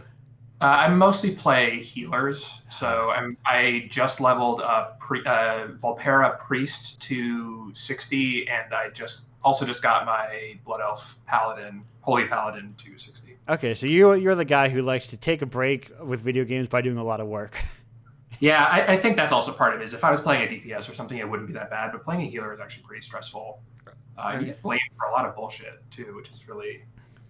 sometimes is a huge bummer when you're in a raid and some guy is yelling at you for your heals per second being too low or whatever. Yeah. But that's video games in 2020, I guess. Granted, I haven't done like extreme. I say extreme is actually the word for it. I'm accidentally saying, but the high level content for Final Fantasy. But people are like generally very chill in that game. I found like even when people are shitty at that game. Yeah, I think it's just like, I kind of get it because like when you're doing a dungeon or a raid or something, like you're effectively wasting their time if you're screwing up, right? But on the other hand, like we're not in a guild together, we're not on a schedule. Like you just join a public group of 40 people who are doing this dungeon, so maybe lower your expectations. I don't know. I was going through a dungeon where a tank did not use his AoE at all. Well, did you helpfully suggest that it was a good... Yes. It was helpfully suggested multiple times. Well, then that's just unfortunate. I'm sorry. Yeah. And that is a game where you can, like, I'm leveling a tank at the moment, and I just I'm an old school MMO pro, so I just, like, chain pull all day. I really enjoy tanking, but I find it very stressful. I mean, even more stressful than healing to have to, like, know the routes through dungeons, because I'm not playing enough to have them all memorized. Right. I probably still have some of the old ones fully mapped out in my brain because that's just... Now, what kind of tank you... Oh, Paladin. Yeah, Paladin's my favorite because you just throw a shield and put up Consecration and call it a day. Yeah, pretty much. It's very... Like, I do enjoy it, and it's a very different play style from healing or DPSing or whatever. Yeah. But, yeah, I just can't be bothered to, like, read guides about optimal routes through dungeons and memorize all the boss mechanics and stuff. Right. Well, that they put big colors on the ground. Final Fantasy is nice because there's so much fucking particles and graphics so much. Like the things you have to avoid are huge and orange. Because there's that's like largely true in WoW too. I think. Yeah. Or if it's not, you can get like the dungeon boss mods or whatever, where it'll literally just put text on your screen that says like "Go to the circle." Right. Stop standing where you're standing, idiot. Yeah. The problem is that like if I were better, I wouldn't be standing there to begin with, and I'm not at that point. Yeah. And I never will be. I will say that when I played a WoW, I played a rogue, which what it says about me is I'm a greedy asshole who doesn't care about anybody else. It's fun. Delving around feels good. Oh my god! Like, listen, I could not not being a stealth class. Just like, what? You mean I can't just like stealth to my objectives and complete them? It was more of a thing in like Vanilla and Burning Crusade, but there was that sense of like I shouldn't be here when you kind of snuck into places, or you would you would stealth into somewhere where the enemies were higher level than you, and that was genuinely thrilling. And I don't feel like that. I don't think that really exists anymore because everything kind of feels like a known quantity. Right. But even like, I have to kill this one guy. So instead of fighting like 6 packs of mobs, I just stealth past the ball and just kill the one guy I need to kill. This is amazing. Yeah, it feels really good. It feels like you outsmarted the game in some. Yeah, it feels like I'm playing my class. And then when I do a raid, I have 3 buttons to press. Yep. And I press those 3 buttons very well. Anyway, enough of MMOs. Enough of this MMO chat. We could spend here forever talking about MMOs, but tell me about video games. Are they good? Are they good? Some of them are pretty good. Some of them are okay. Some of them are kind of bad. You know, it's like any other artistic medium. Oh shit! For example, if you play mine, they're all bad. Chris, are you officially saying that video games are art here on Indiepocalypse Radio? I think I sort of subscribe to the notion that it's kind of about intent. Like if your intent is to make something that makes a statement or is visually compelling or whatever, then that can be art. But if your intent is just to crank out slot machine games, then no, probably not. What's your opinion of WB patenting a concept that is entrapping inside the world's most boring video game? That is like wild to me. I just can't wrap my head around that idea because I feel like it'd be. I mean, I have not read the patent, so I cannot say how broad it is. But I feel like the idea of having an enemy that has like a relationship with you is so broad that it would be impossible to define in a way that you could usefully patent it. Or like be enforceable. Yeah, or be enforceable. Like you could just change it slightly and it would be fine. Right. Yeah. The other thing that's surprising about it is like. That second game came out kind of a while ago. Yeah. And it didn't seem like people were... I mean, I think it reviewed well, but it didn't seem like it was, changing the world. No, I mean, I played about 2 hours of the first one, and I thought it was very boring. And I killed all the orcs, so I don't know how the Nemesis system works. Whenever I saw them, it's like, they'll remember you. I'm like, I just kill them. And then they come back, and then they have another ability, and then I just kill them again. And then I forgot about it. Yeah, I guess that's the other thing is it didn't seem like this. Maybe it got more interesting in the second game, but it didn't seem so deep that it was like, worth paying a bunch of lawyers hundreds of thousands of dollars to do your Ubisoft ripoff or whatever. Yeah. But anyway, I had a thought that I was going to say about. So, if people don't know, and likely they don't know because this is a hyper-specific thing that you do pre-pandemic over a year ago. But part of, at what point we were working together, sort of, kind of, on a thing. I feel like at one point we were like, how do I describe it? I think like we were like both doing nothing, and then we did stuff together, and then we're like, yes, we push each other forward in different ways, and then kind of split off again, if that makes sense. I mean, we split off because we started doing different things again. Oh, I was gonna say because we weren't allowed to go outside anymore. Oh yeah, too. But like you were doing your indie. Fuck, did it have an official name? No, not really. Did it have a name? I don't think know. I was calling it the Fun Emporium, but that was always so like. Well, I haven't thought of a better name, so this is what I'm calling it for now. Right, you got to technically call it something. So what is, for the people who are unaware, the Fun Emporium? Because I think this is actually one of the most interesting ideas in indie video games. The Fun Emporium was me going to flea markets and street festivals and art fairs and that kind of thing, and selling locally made video games at them. Kind of the genesis of this was, I've been trying to follow more kind of local arts organizations, and I've been realizing that, going back to our earlier discussion about our games art, like, every other artistic medium is out there, and people are collaborating and boosting each other's work and working with like city and town organizations to promote their stuff. Yeah. And games just aren't a part of that at all. Like Somerville is the city where a city adjacent to where I live. Like the Somerville Arts Council isn't talking about games being made in Somerville. Cambridge Arts is not boosting games made in Cambridge, but they're promoting, pottery and music and film and again, literally everything else. Right. So yeah, my idea is basically just to get out there and physically put video games in front of people and say, oh yeah, this is made by Zyba. He lives 3 blocks that way. Yeah. These are made by people all around you. Yeah. And you can just buy them here. Yeah, and I guess there was a little bit of that, like, meet your farmer idea as well. This was kind of a secondary goal because I think it's a little bit too maybe lofty. But, there's just so much negativity from gamers toward developers that I sort of thought maybe it'd be good to get out there and just like, hey, you want to ask questions about why DLC costs so much? Like, I'm here. I have worked on games with free-to-play systems, and I can talk about how much it costs to make a video game and why $60 isn't enough. Yeah. Right. Or even I think you can approach from a lot of these indie games, you get an audience that is not like a completely different audience even. Yeah, there were a lot of people we talked to who just didn't realize that one person could make a game on their own and those tools existed. Right. Or that video games, or when they say they don't like video games, they mean they don't like Fortnite. Yeah, or Call of Duty or whatever. Yeah.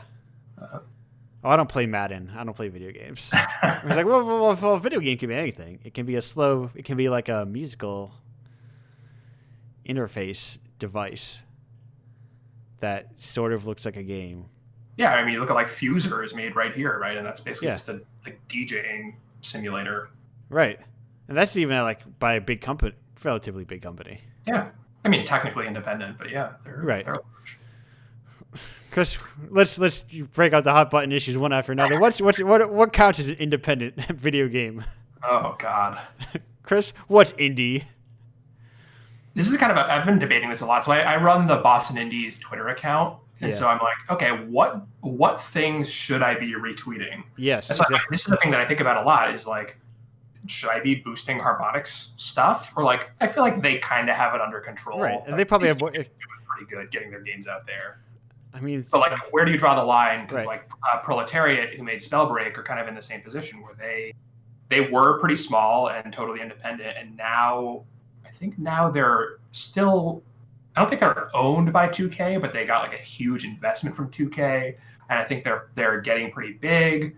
So again, it's when do I stop retweeting their stuff because they figured it out already.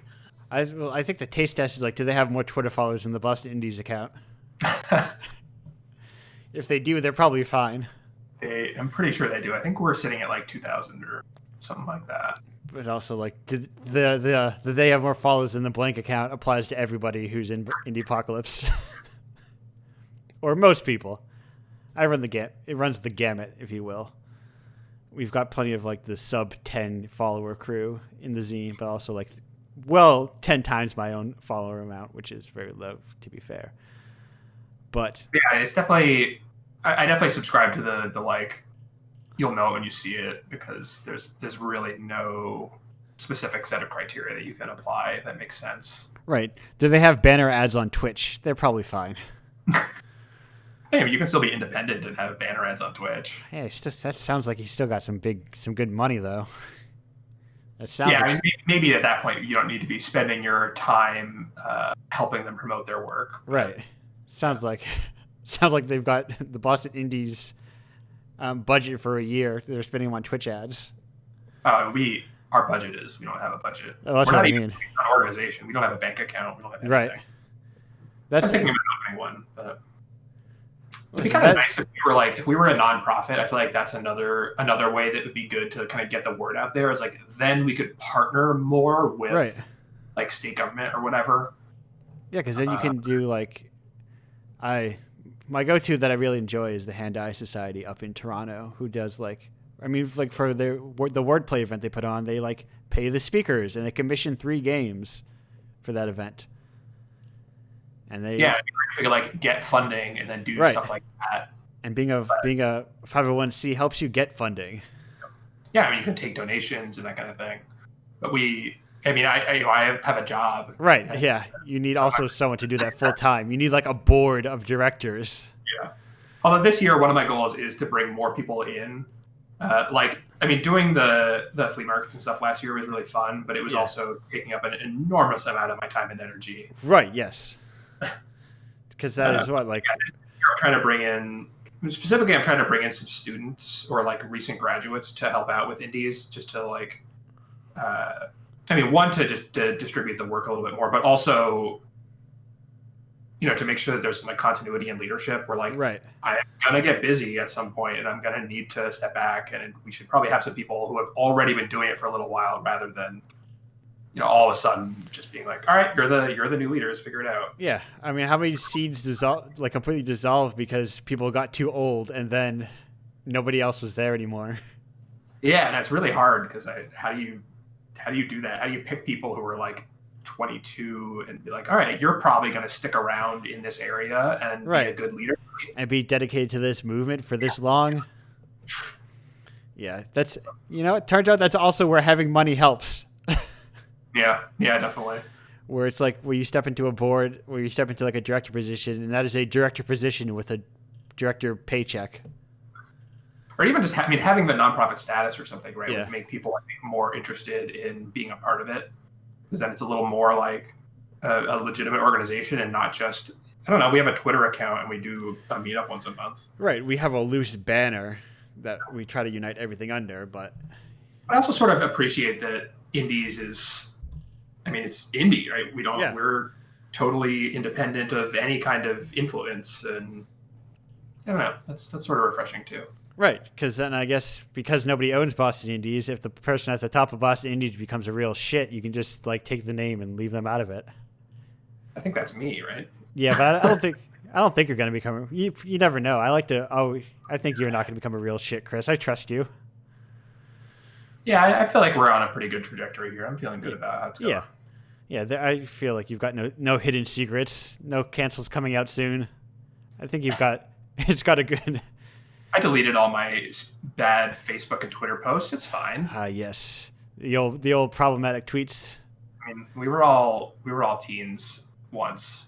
Yeah, listen, everyone makes mistakes. There is a story that I still think is very funny that I found hard to rephrase because language used in the story is questionable and I would not repeat it.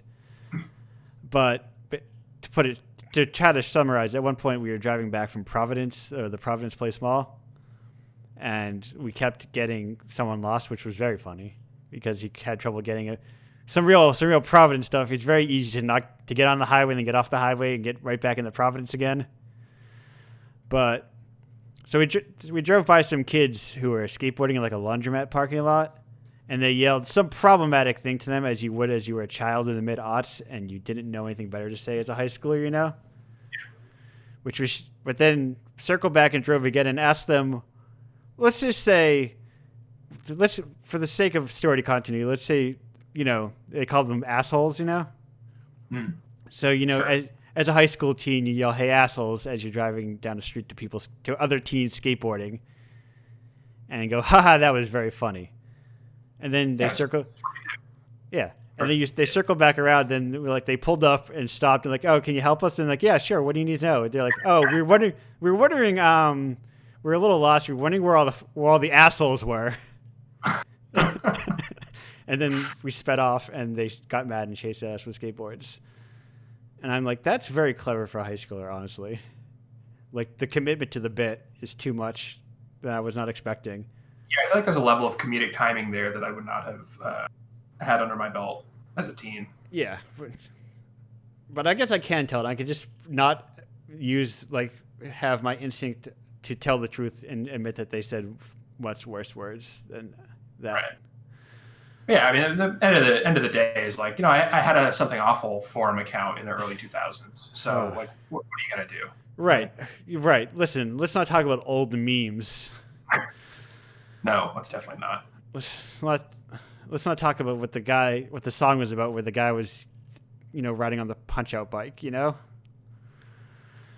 I am not familiar with that one. Don't look it up. You'll be better off. Okay, I'll watch wrestling instead. Yeah, watch wrestling. So about wrestling, Chris, there's that part in that wrestling promotion where's the guy in the crowd and he's wearing a Sting mask, and then he pulls it off and he's still Sting. Oh yeah. Sting's back, actually. Sorry, wait, was there a question there, or are we just talking about how great Sting is? Okay, so which Sting is back? Is it Crow Sting or is it Surfer Sting? I mean, he has the face paint on. Okay. Was he a surfer at one point? I didn't watch. What was he in? He was in one of the other promotions, right? He wasn't in WWE. My or something. Yeah, my awareness of wrestling is so scattershot. It's kind of like he came back. He's in All Elite Wrestling now. He's been back for like 2 months maybe, and it was one of those things where the lights went out and snow started falling and his music came on and people went wild, and I was like, oh, I guess I know who this guy is. I know him as the guy who took off the mask and then he had the same mask on underneath. Yeah. That's basically my entire context for this. So didn't quite have the emotional resonance that it had for a lot of other people, I think. Yeah. Now, what are your promotions that you watch? I'm mostly watching All Elite Wrestling right now. I really like. Okay, I think the quality of wrestling is better there, but their women's division is just abysmal. So I've been watching a little bit of WWE. Okay. As well.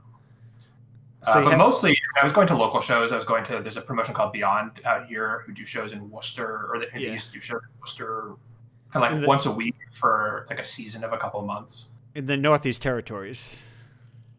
Yeah, they're like New Jersey, Massachusetts, Rhode Island mostly. Okay. And I think it kind of makes sense because the wrestlers have to get there. Right? They're not getting paid to fly, so you kind of have to be within driving range. I think that's why the territory thing existed. Yeah. Wrestling is not a lucrative career. No, in fact, it seems to pay quite poorly considering you're getting thrown onto a floor repeatedly. Yeah. Unless you are like a superstar and you're in like the Marine 6 or something. Yeah, once you ascend to being in straight to DVD films, then I think you're okay. But like getting up to that, and even like not getting up to that where you're working like gigs, even before you were in like one of the major promotions, seems like a real slog, especially because you're like, it's hard to be. Seems like it's a very hard thing to get good at as well. Yeah, and it seems like you kind of have to go to school for it, or like go to a wrestling like academy or something. So you have to pay to get the skills to get in. I mean, it kind of seems like being in a band or something, right? Where to start, you're probably not getting paid at all, or if you are, it's like you get 2 drink tickets or something. Right, or you're hoping that you're headlining for like a much more famous wrestler. Yeah. I don't know. Are you sure? Like, I heard Juilliard had a really good wrestling program. Wait, that's a joke, right? That can't possibly be. You never know anymore. I think it's 99% a joke, but what if they did have a wrestling program? Well, but like Kaiju Big Battle came out of a bunch of RISD students, I think. So like there's a but RISD students are fucking weirdos, dude. Well, yeah, there's also that. I also that's circling back all the way back to weird regional things. RISD is a regional thing. I like conceptually, because I've definitely said RISD to people and they're like, "What are you talking about?" Oh yeah, the Rhode Island School of Design. Yeah, RISD, Talking Heads. Oh yeah, David Byrne went there, right? That was a thing. Well, I think they all did, or most of them. Yeah. Huh. All right, that's news to me. Hey, you learn something every day. Yes, I've met some real Talking Heads in my life. But Chris, we've had some fun. We're approaching the end of our segment. I would say, what would you tell the gamers? No games allowed, Chris. What do you suggest? Like what? I should tell them not to play games? Is that what you're telling Something me you to would say? recommend? Sorry, I got I just spit out a lot of words at the end. What would you recommend to all the gamers out there where you recommend that is something that's not a game that you could try getting into, whether it's another piece of art or just like a broad concept? I've been getting increasingly into, I probably shouldn't say this, into graffiti. I really like stickers and putting stickers up. It's a nice kind of low-key crime that's like, you get the feeling of breaking the law, but you're also probably not going to go to jail for it. Yeah. Okay. I recommend making some fun stickers that say "fuck the police" and putting them up in your neighborhood. It's a good pastime. Yeah, and it takes like 2 seconds to slap a sticker. Oh yeah, and it takes 5 seconds to write "fuck the police" on a sticker. So. And yeah. Well, perfect. And it's a good way to like explore your neighborhood and see exactly. In the world. The theme of the show: support your local scene. Yeah, exactly. One of the songs I was. Look forward to 2 weeks from now where I play Born to Add, the Sesame Street song that has like a weird fuck the police message to it about counting. That is a weird mishmash of Jungle Land and Born to Run. But that's 2 weeks from now.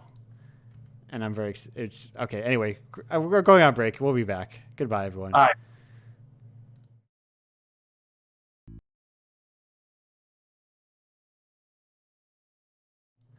Hello, and welcome back to Indiepocalypse Radio. Usually this is the group segment, but guess what? It's not this time. It's the fourth guest segment. And they are rounding out the issue 4 crew with Fisher, who you may know from issue 4 of Indiepocalypse with pronounced Breakout. Oh, God, I don't know. Or is it just like a thing you look at and you acknowledge that it's a word and then just leave it as is? Yeah, there's a umlaut on the O, so technically it's Brekoot. And doesn't not have an I as well, or an EA? Oh, we can talk about that if you want.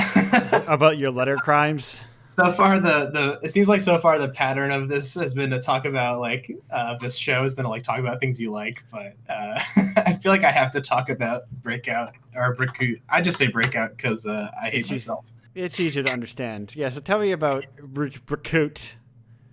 If you haven't played it, Fisher, I don't care anymore. Just tell me about things you like. No. Tell me about Breakout. Tell me about Breakout a little. It's a Breakout clone, but it has a twist. It has many twists. It's the twistiest Breakout clone you'll ever play in your life. I can say that. I mean, your panel can in fact get very twisty. Yeah. Have you played it, Andrew? I think I had to. Oh, yeah, that's right. Yeah, you had to. Did you get far, or did you just play a couple levels and call it a day? I don't remember. Listen, I play all of these games. You're lucky I remember what they all. So Breakout is a 2-hour game. Yeah. Okay. I did not play 2 full hours of it. So I'm guessing there's even more twists that I missed. Breakout is it's all right. How do I explain? Breakout was an ARG. It started as a long time ago. It started as a jam. I made for a local jam with Game Theory. Not with Game Theory, but a Game Theory hosted jam. Not like MatPat, but Game Theory Co. They make a bunch of games with nonprofits. Okay, not the guy who I think is a popular YouTuber. No, not MatPat. Yeah. Does he have a lot of bad takes or just bland takes? I can't tell. It's just weird, I think. I don't know. He just extrapolates a lot. Anyway, so I was like, okay, I've had this idea for a while of just taking arcade concepts and mashing them together in unexpected ways.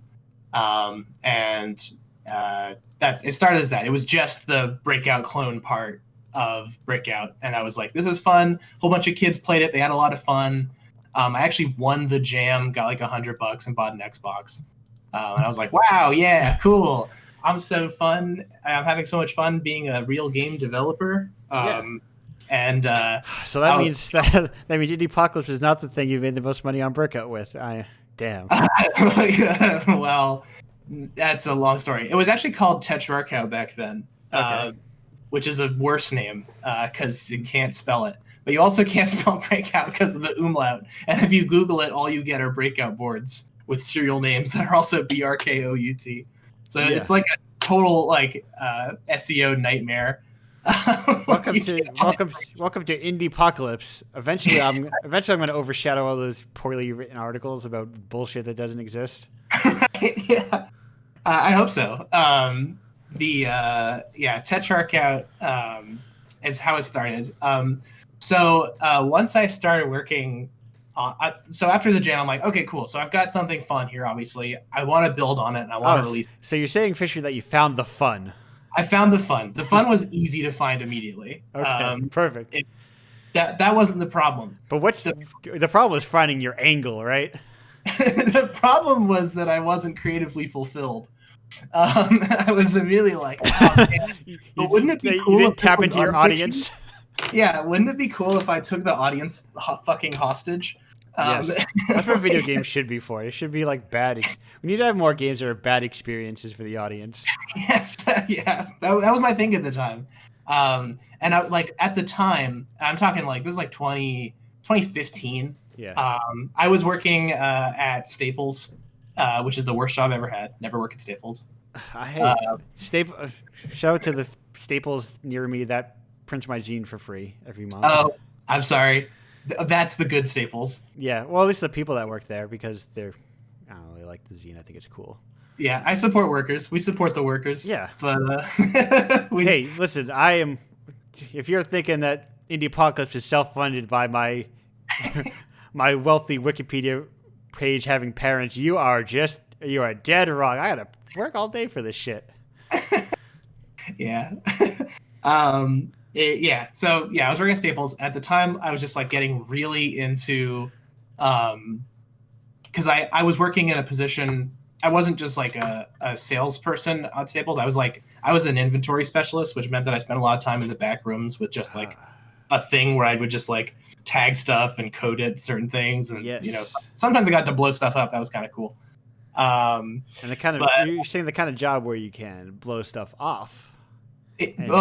Both blow stuff off and blow stuff up. Yeah, you had to destroy. It's retail. You gotta destroy stuff. Right, you gotta throw all the donuts in the trash. If it was something like actually valuable, sometimes I'd just like leave it by the dumpster and be like, "Oh yeah, I destroyed it," and then tell somebody who would benefit from it, like, "Hey, by the way, there's a pretty nice keyboard out back." Yeah, it's a gamer keyboard. It lights up all the different colors. So yeah. Anyway. I'm like really not creatively fulfilled like in anything in life. So I just kind of start crafting this narrative. And I don't want to spoil too much about like the narrative, but it's like a whole world. Okay. It's yes. like this alternate reality. Yeah. There's a lot of that like in just like the setup that I saw. Yeah. Yeah, exactly. So I come up with this, concept where, basically, we live in the Windows world, right? Where like Windows is basically the dominant computer operating system, right. And Microsoft is, I believe, still the dominant computer like company. I don't know. OS, maybe, I don't know. Maybe Apple. I mean, Apple might be richer than Microsoft now. Right, but it's like, in terms of like broad number of installs. Yeah. And so I'm just kind of imagining a world where Commodore was the one who won. Okay. In a different world. I was thinking like, so what would it take? I got really into the history of Commodore. I was thinking like, what would it have taken to make Commodore succeed? And the only conclusion I could come to was literal supernatural intervention. Okay.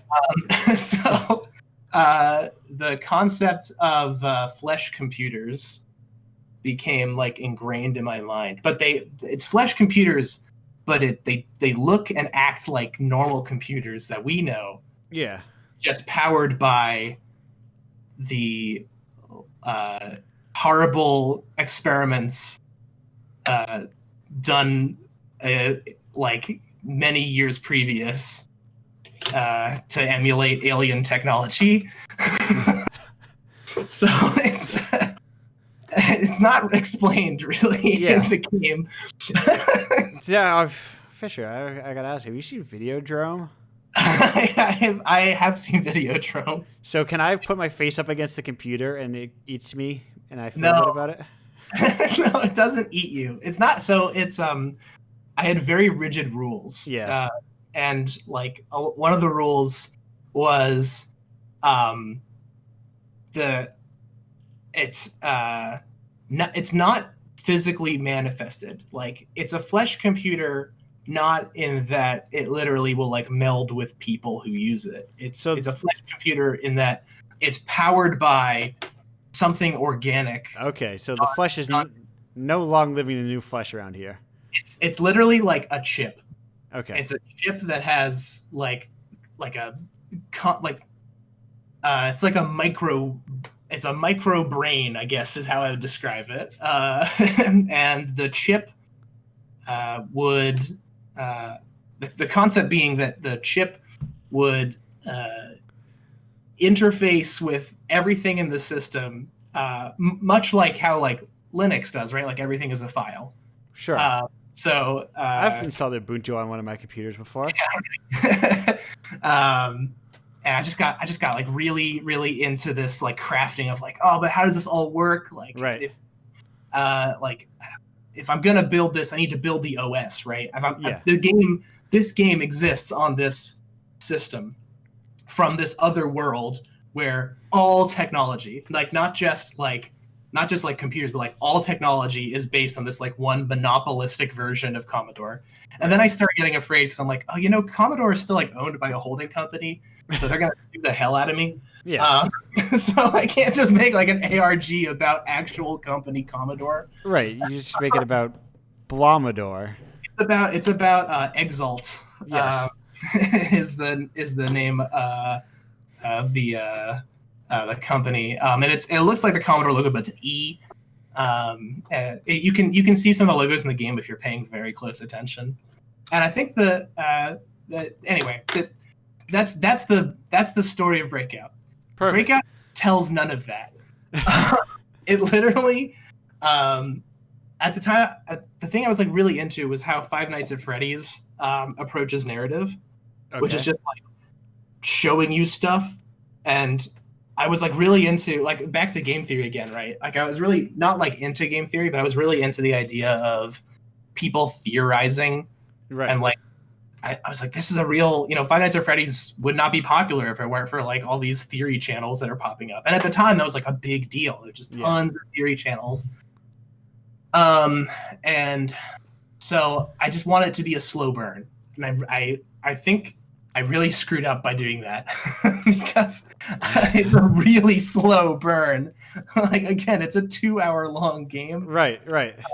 So I don't know. I got really wrapped up in it for like 3 years.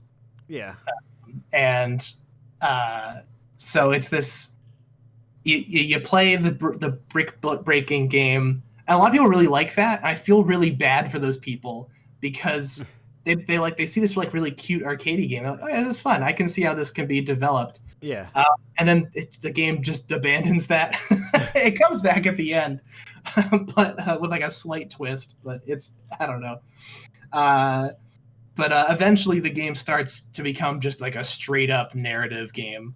Like you're not really doing any arcadey things anymore. There is an ending puzzle that's really hard that a lot of people get stuck on. There's actually also several bugs in the game that I can't fix, which is bad. Yeah, it's really bad. It's especially bad because the game has fake bugs that'll happen. So how can you tell? How can one playing the game tell the difference? Exactly. It's really hard to tell. So I'll get error reports that'll be like, "Is this a bug? This happened, and I got this error code." I'm like, "No, that's part of the game." And I'll get bug reports that are like, "I can't progress," and I'm like, "Oh no, that's broken." And I don't even know that happened. Hope you were filming it. And they're like, "No," and I'm like, "Well, you're fucked." Right. I don't know what that means. But well, that's great. Yeah. Now what I would suggest is putting some DRM in your game. Oh yeah.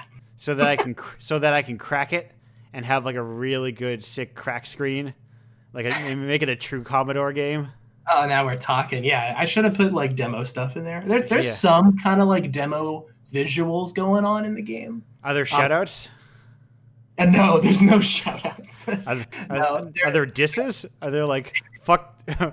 No, like optical illusion kind of stuff. Like like the 3D screen, like sucking. Like, oh wow, I made a tunnel by making images become scaled up, from the center. Oh like, no! Wow. I have to have a Commodore demo night now. Now we're talking. Where it's just that eagle holding the floppy disk, and it's just like nonstop demos. Listen, I love that era of like. That's a good era of piracy. I think all pirates should have shoutouts. Yeah, absolutely. It's big. I know what you did, Miami Mike energy. Yeah, it's absolutely. It's got this like hacker cred, like the hacker cred that like never really existed, but always like wanted to exist, right? Right. It's like this weird peak into these like micro community drama. Yeah, I love that. That's kind of also like part of one of the tenets that I really wanted to approach with Breakout, but I never got to in the original. Was like really niche like communities, and part of the ARG was that like I had a forum that I filled up with fake posts. And I had to take it down. So because it was filled with fake posts, or because just nobody was looking at it, and I was like, "Oh, I'm paying for this." Like, sorry, can't really. You can only commit so hard to the bit. Yeah, I can only commit so hard. Some of the stuff is still up. Like, so the computer's called the VIC 30. It's it's the VIC 20, but plus 10. Wow. I think if you still Google VIC 30 Grace. No, it's gone. Oh, wait, no, it's still there. Okay. Did I say Exalt earlier? I meant Ensign. Ensign is the name of the company. All right. If you Google Ensign Vic 30, you'll come across a whole article I made that like explains this fictional company, Ensign. But you can only find that by Googling Ensign Vic 30, and you're like, I don't know. I never like made it clear that you need to be like Googling stuff in this game. Right. Yeah, like you can't say, for instance, be a curatorial editor, be playing your game, get stuck with one brick that you can't hit that one brick you spend forever doing, and go, this game is interesting, I'll include it, and get stuck there and never continue on, and then get told about there's a wide world to the game much later after the fact that you have to go back and play and go, oh, wait, there's way more to this game? Yeah, and it's so many casualties of just like slow burn stuff. Anyway, I am making a sequel. Listen, you're telling someone who's one of the games I want to make is, and I feel like I've talked about this on here before, where a game that I want to make is like I want to make a creepypasta game. Oh yeah. Where it is like a very standard video game, but up at the top, like when you first load the game, it has like a 1 in 10,000 chance or something of turning into the creepypasta version. Oh, I love that. But otherwise, you're just playing a regular platformer or something. But I like the idea of like occasionally someone will just get like this cursed version and they're like, no, my game, you guys, it has these weird visuals and all the eyes are bleeding. And they're like, no, my game does not do that. I don't know what you're talking about. Everything's screwed up, yeah. Yeah. At the time when I was putting the game out, that idea also occurred to me, like, oh, what if I, not necessarily like exactly that idea, but like having randomized things that could only happen to like one every like 30,000th player or whatever. Yeah. But then I realized that like there's no way in hell I was gonna get 30,000 players. Exactly. So you're just like really betting on the odds. I was like, I'm gonna be lucky if I got 100 players. But yeah. But then I included it in Indiepocalypse, and I included it in the Black Lives Matter racial justice sale. Oh, so you fucking doubled up, dude, because issue 4 was also in in that bundle. Oh, yeah. Oh, wow, for real? Yeah. I did not know that. Yeah. So now it's at like 1,500 downloads or something. Yeah. Issue 4 is the most downloaded because of that. But it's like, amazing. But also it did not really affect sales in any way. Like, I mean, like negatively, because it's not like, oh, everybody owns it. Yeah. It keeps pace with the rest of them pretty easily, which is nice. Yeah, I thought a lot about taking the game off of down for sale, Yeah. and just putting it up for free because of the bugs that I can't fix that don't happen regularly. I cannot explain like how annoying it is. Oh, I thought you were gonna say the opposite. That it was free and then you get to charge for it. Because I have seen people because I tend to follow everybody after their Indiepocalypse, and I've seen some notifications on the feed that says game price increased to $5 to $10, whatever. I'm like, oh wow. I like to think that I'm slowly getting people to charge money for their games. Oh, I do like that idea. It's just terrible because it's like a do as I say, not as I do sort of thing. But yes. I honestly believe indies, like, if you're charging less than $5 for your game must be like nothing. Right. Like, literally, if your game is anything like, if you spent more than like a week on your game is worth more than $5. Right. Yes. You should. People will drop money on a lot less. Yeah, and I say that, and Breakout is $2. Right. So, well, I mean, the market still exists. You can't necessarily be that brave person who's kicking down the door and saying, "Fuck you, my game's $5." Yeah, my thinking at the time was like, well, because I put it on Steam. I really wanted it to be like, oh, it's on Steam, it's on Greenlight, and it's on the real platform where real games exist. Yeah, that actually helped me get a job later. Perfect, because it was the real platform where real games exist. Exactly, for the price of $100, and I was still doing Greenlight back then. Yeah, it was just like, yeah, cool. Now I'm a real video game boy, I really wanted to be like cheap enough that somebody who just sold a bunch of trading cards on Steam could be able to afford it. Yeah, right. And I was thinking like, I'm going to capitalize on everybody like searching Steam for like the under 50 cents crowd, and I'm going to put my game on sale all the time. I tried that a little bit, and it doesn't work. Like, people are like, oh, this game is $0.25? That must be shit. Right. I'm still not going to buy it. Right. Did it have trading cards in it? No. I use Construct 2. Construct 2 doesn't really have like a good way to do Steam Workshop. What's it called? Steamworks? I think it's called Steamworks. Yeah. Steamworks integration. There are ways to do it if I cared enough to like edit the JavaScript, but I super don't care enough to edit the JavaScript. Yeah. To like bad trading cards. So I mean, if you had trading cards in it, people would definitely shell at that 25 cents.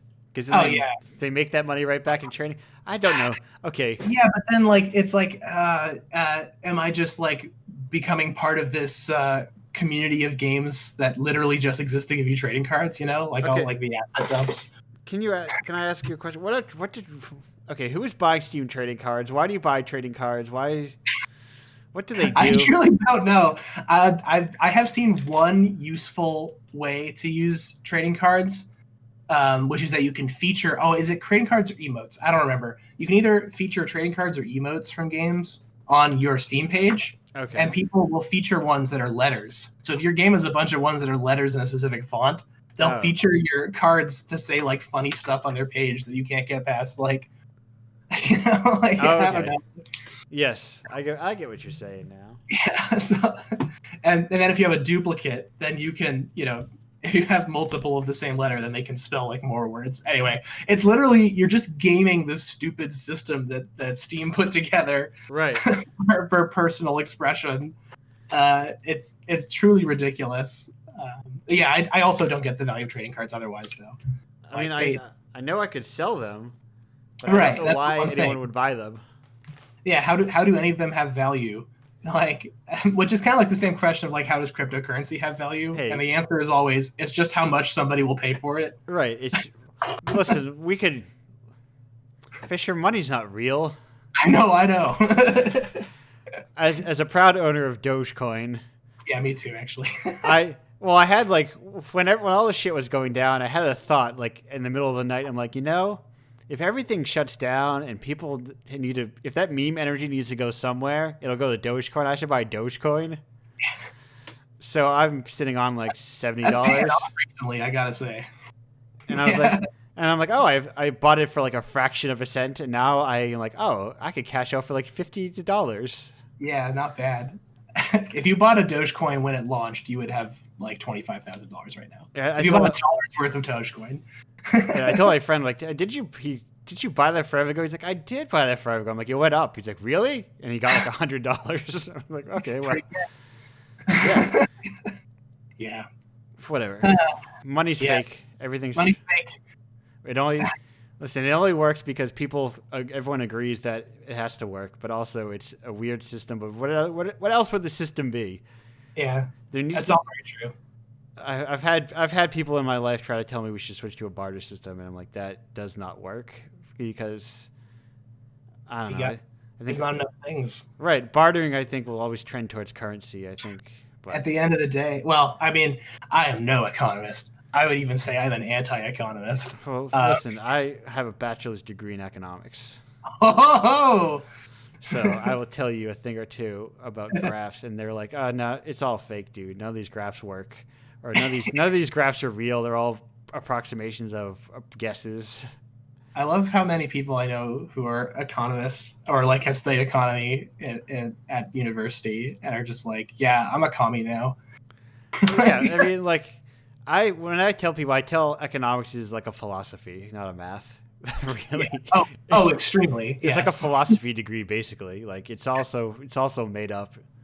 It's a philosophy with like measurable results, I think is Right. how I would describe it. It's a philosophy that you apply to money, but like can be broadly applied to like everything.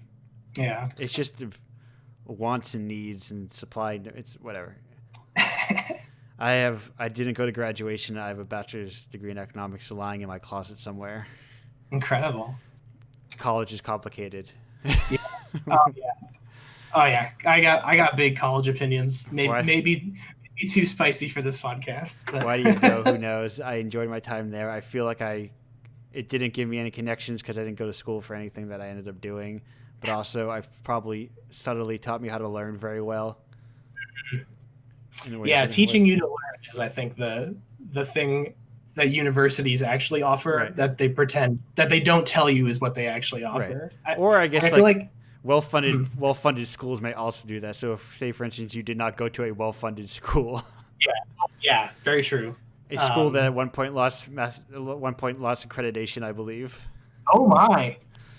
Yeah. Woohoo! Yeah. Well, we had a school whole debacle in Burlington. That was like we had Burlington College. Oh, this isn't even college. This is just my high school. Oh my God! Your high school lost accreditation. Holy shit! I think so. It's like, That listen, takes a lot. there's a reason. Like this, I've talked about that. The secret to Indiepocalypse and making art is not having debt and not living in cities. So, Wow. if you Amazing. live in a nowhere town or whatever, turns out it's a lot cheaper to live there. Yeah, that is really true. Yeah, the horrible myth of indie is like you move to a big city and then you'll just be able to live there and exist with all the other cool indies. It's Nah, dude. like that's not how it works. No. No. I mean, that's why you do East Coast indies, because at least everything is close to everything else. Yeah, and there's like highways that aren't constantly full. Right. I can go to. I mean, Burlington is like 3 hours, but I can drive to Burlington. Oh yeah, you can get here. There's no question of that. Yeah, I have driven to Burlington twice. Yeah. I went to before Champlain. It was something at Green Mountain Gaming Festival. Oh yeah. Oh, you were at GMGF. Were you? I was. Do you remember what year? The last year, the Halloween year. Yeah, I was there too. I had Tetrarch there. I was in costume that year. Oh, that's awesome. What? I was Buddy from Lisa the Painful RPG. Oh. I believe I still have the costume because it is just a wig and a poncho and jeans that I wear still. That's so cool. Yeah, I went on to after GMGF and the first Champlain Games Festival, I went on to work with some of the people who organized GMGF at Sunday Month. I was gonna say, doesn't everyone in Vermont work at Sunday Month? That's a serious misconception, but certainly all the well, I don't want to say all the famous people in Vermont, but a lot of the all the people you meet work at Sunday Month. Every person I've met from Vermont works at Sunday Month. A lot of the indie darlings of Vermont work at Sunday Month. Though I certainly would not describe myself as an indie darling in any way, shape, or form. What about just a regular darling? I'm just a cutie. Anyway, I was gonna say, would you call yourself an indie cutie? But I think somebody else had already branded that and turned it into a T-shirt. And yeah, so sad. Yeah, I loved working at Sunday Month. I would never quit that job. But, yeah, that just my contract ended, and that was it.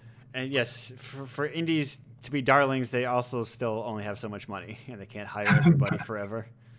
In the chat, Bernie works at Sunday Month. That's true. Bernie comes to Sunday Month once a month, and he just fucking yells about shit. Bernie doesn't work at Sunday Month, but several people who are like have some semi-personal relationships with Bernie have worked with Sunday Month. Yeah, there we go. Yeah. But Sunday Month is great, and working on like those games was really great. And I felt really bad that like I don't know if you knew this, but I've actually, for the past few years, I've been running my own monthly event, The Loaf. Have I told you about The Loaf? You did tell me about it like a long, long time ago. Oh, yeah. I tried to reach out to as many like Boston and Maine people I could. Yeah. Did you talk to Chris? Talk to Chris. Chris? Yeah. Yeah. Talk to Chris about it. Yeah. Talk to Chris about it. Yeah, well, I had to put it on hold, obviously, because of COVID. Right. My Boston connection is I tell people to talk to Chris. that's my Boston indie work that I do. Hey, I mean, if it means getting people connected, networking is the name of the game, right? I like to think of myself as an international man of indie, International man of indie. You should definitely make that your title. That's pretty good. Maybe I'll just use them for my host title next month, next week, which is one of those other important things that I think only really matters to me, that I rename myself every week. Yeah, but that is amazing.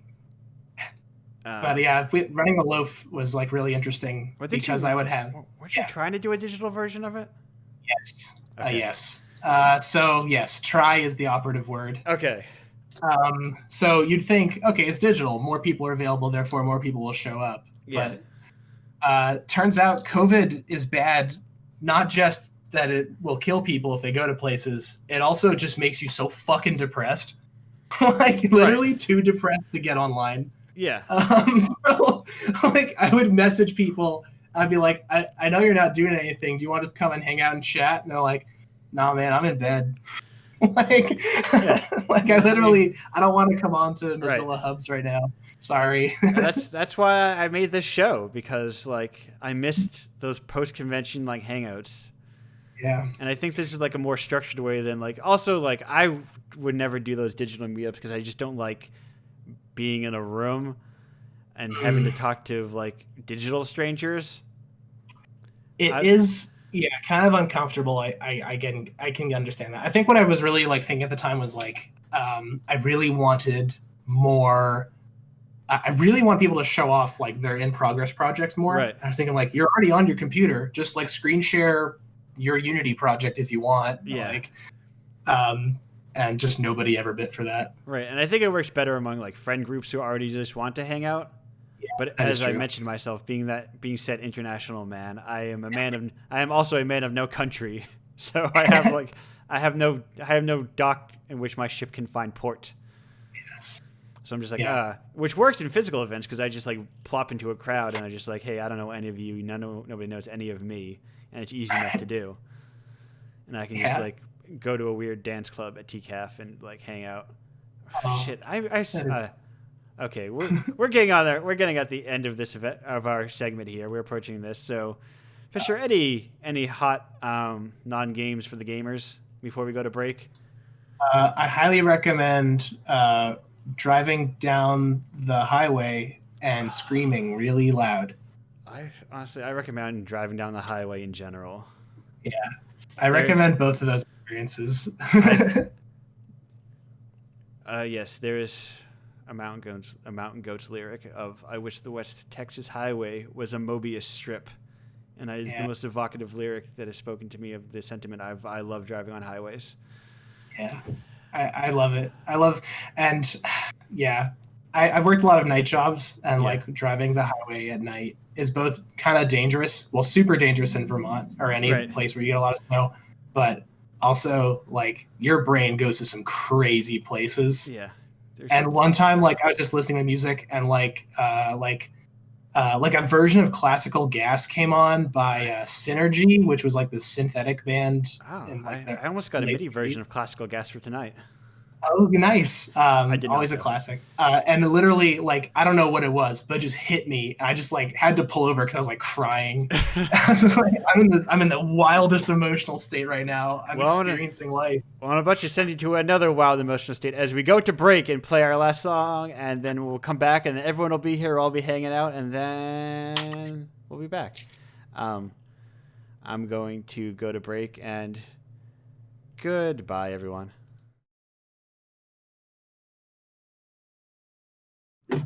All right, everyone. Welcome back to Indiepocalypse Radio. We are in segment number 5 at this point. Hello. Everybody's here this time. Hello. Is the final segment of the show where we all just sit around and hang out. And a lot of times, sometimes I would ask questions in this, but there are no questions this week. I do not know the mystery of like what causes questions to come in or what makes people ask questions. Who draws the number of questions? Who draws the big questions? It's impossible to know, but also whatever, that's fine. So did anyone have any questions for any of the other guests at the moment? They were like, oh, I had to ask this, but I didn't want to interrupt. Wait, is this like to us or to someone else? To everyone, to all of you. Yes. No, I don't talk. Listen, the chat. I don't talk to the chat. All right. Okay. Cool. I respect that they exist. I acknowledge them, but man, could you imagine if I was just like putting on a live show and then somebody said something and I ground the live show? I'm like, hey, excuse me, what'd you say? Let me include you into our show. I'm not a Twitch guy, and I recognize that I recognize and I respect the Twitch hustle lifestyle, but it is not for me. Yeah. Well, I was wondering, for everybody, we were talking about, you and Fisher were talking about driving on the highways and stuff. Have y'all ever had and Fisher was mentioning listening to Classical Gas and stuff. Do either any of y'all have particular moments of being on the highway and listening to music and just having some kind of experience with that? I have specific parts of my life that I associate. When I was driving to college, 10 times a year, I was listening to a lot of MF Doom. So I heavily associate upstate New York. I think it's Interstate 80 or Route 87, Highway 87, something 87 with MF Doom's Food. Oh yeah, nice, amazing. I don't know if I have a particular thing, but also driving to college was when I started to get into music a lot because suddenly I had a bunch of time that I needed to fill.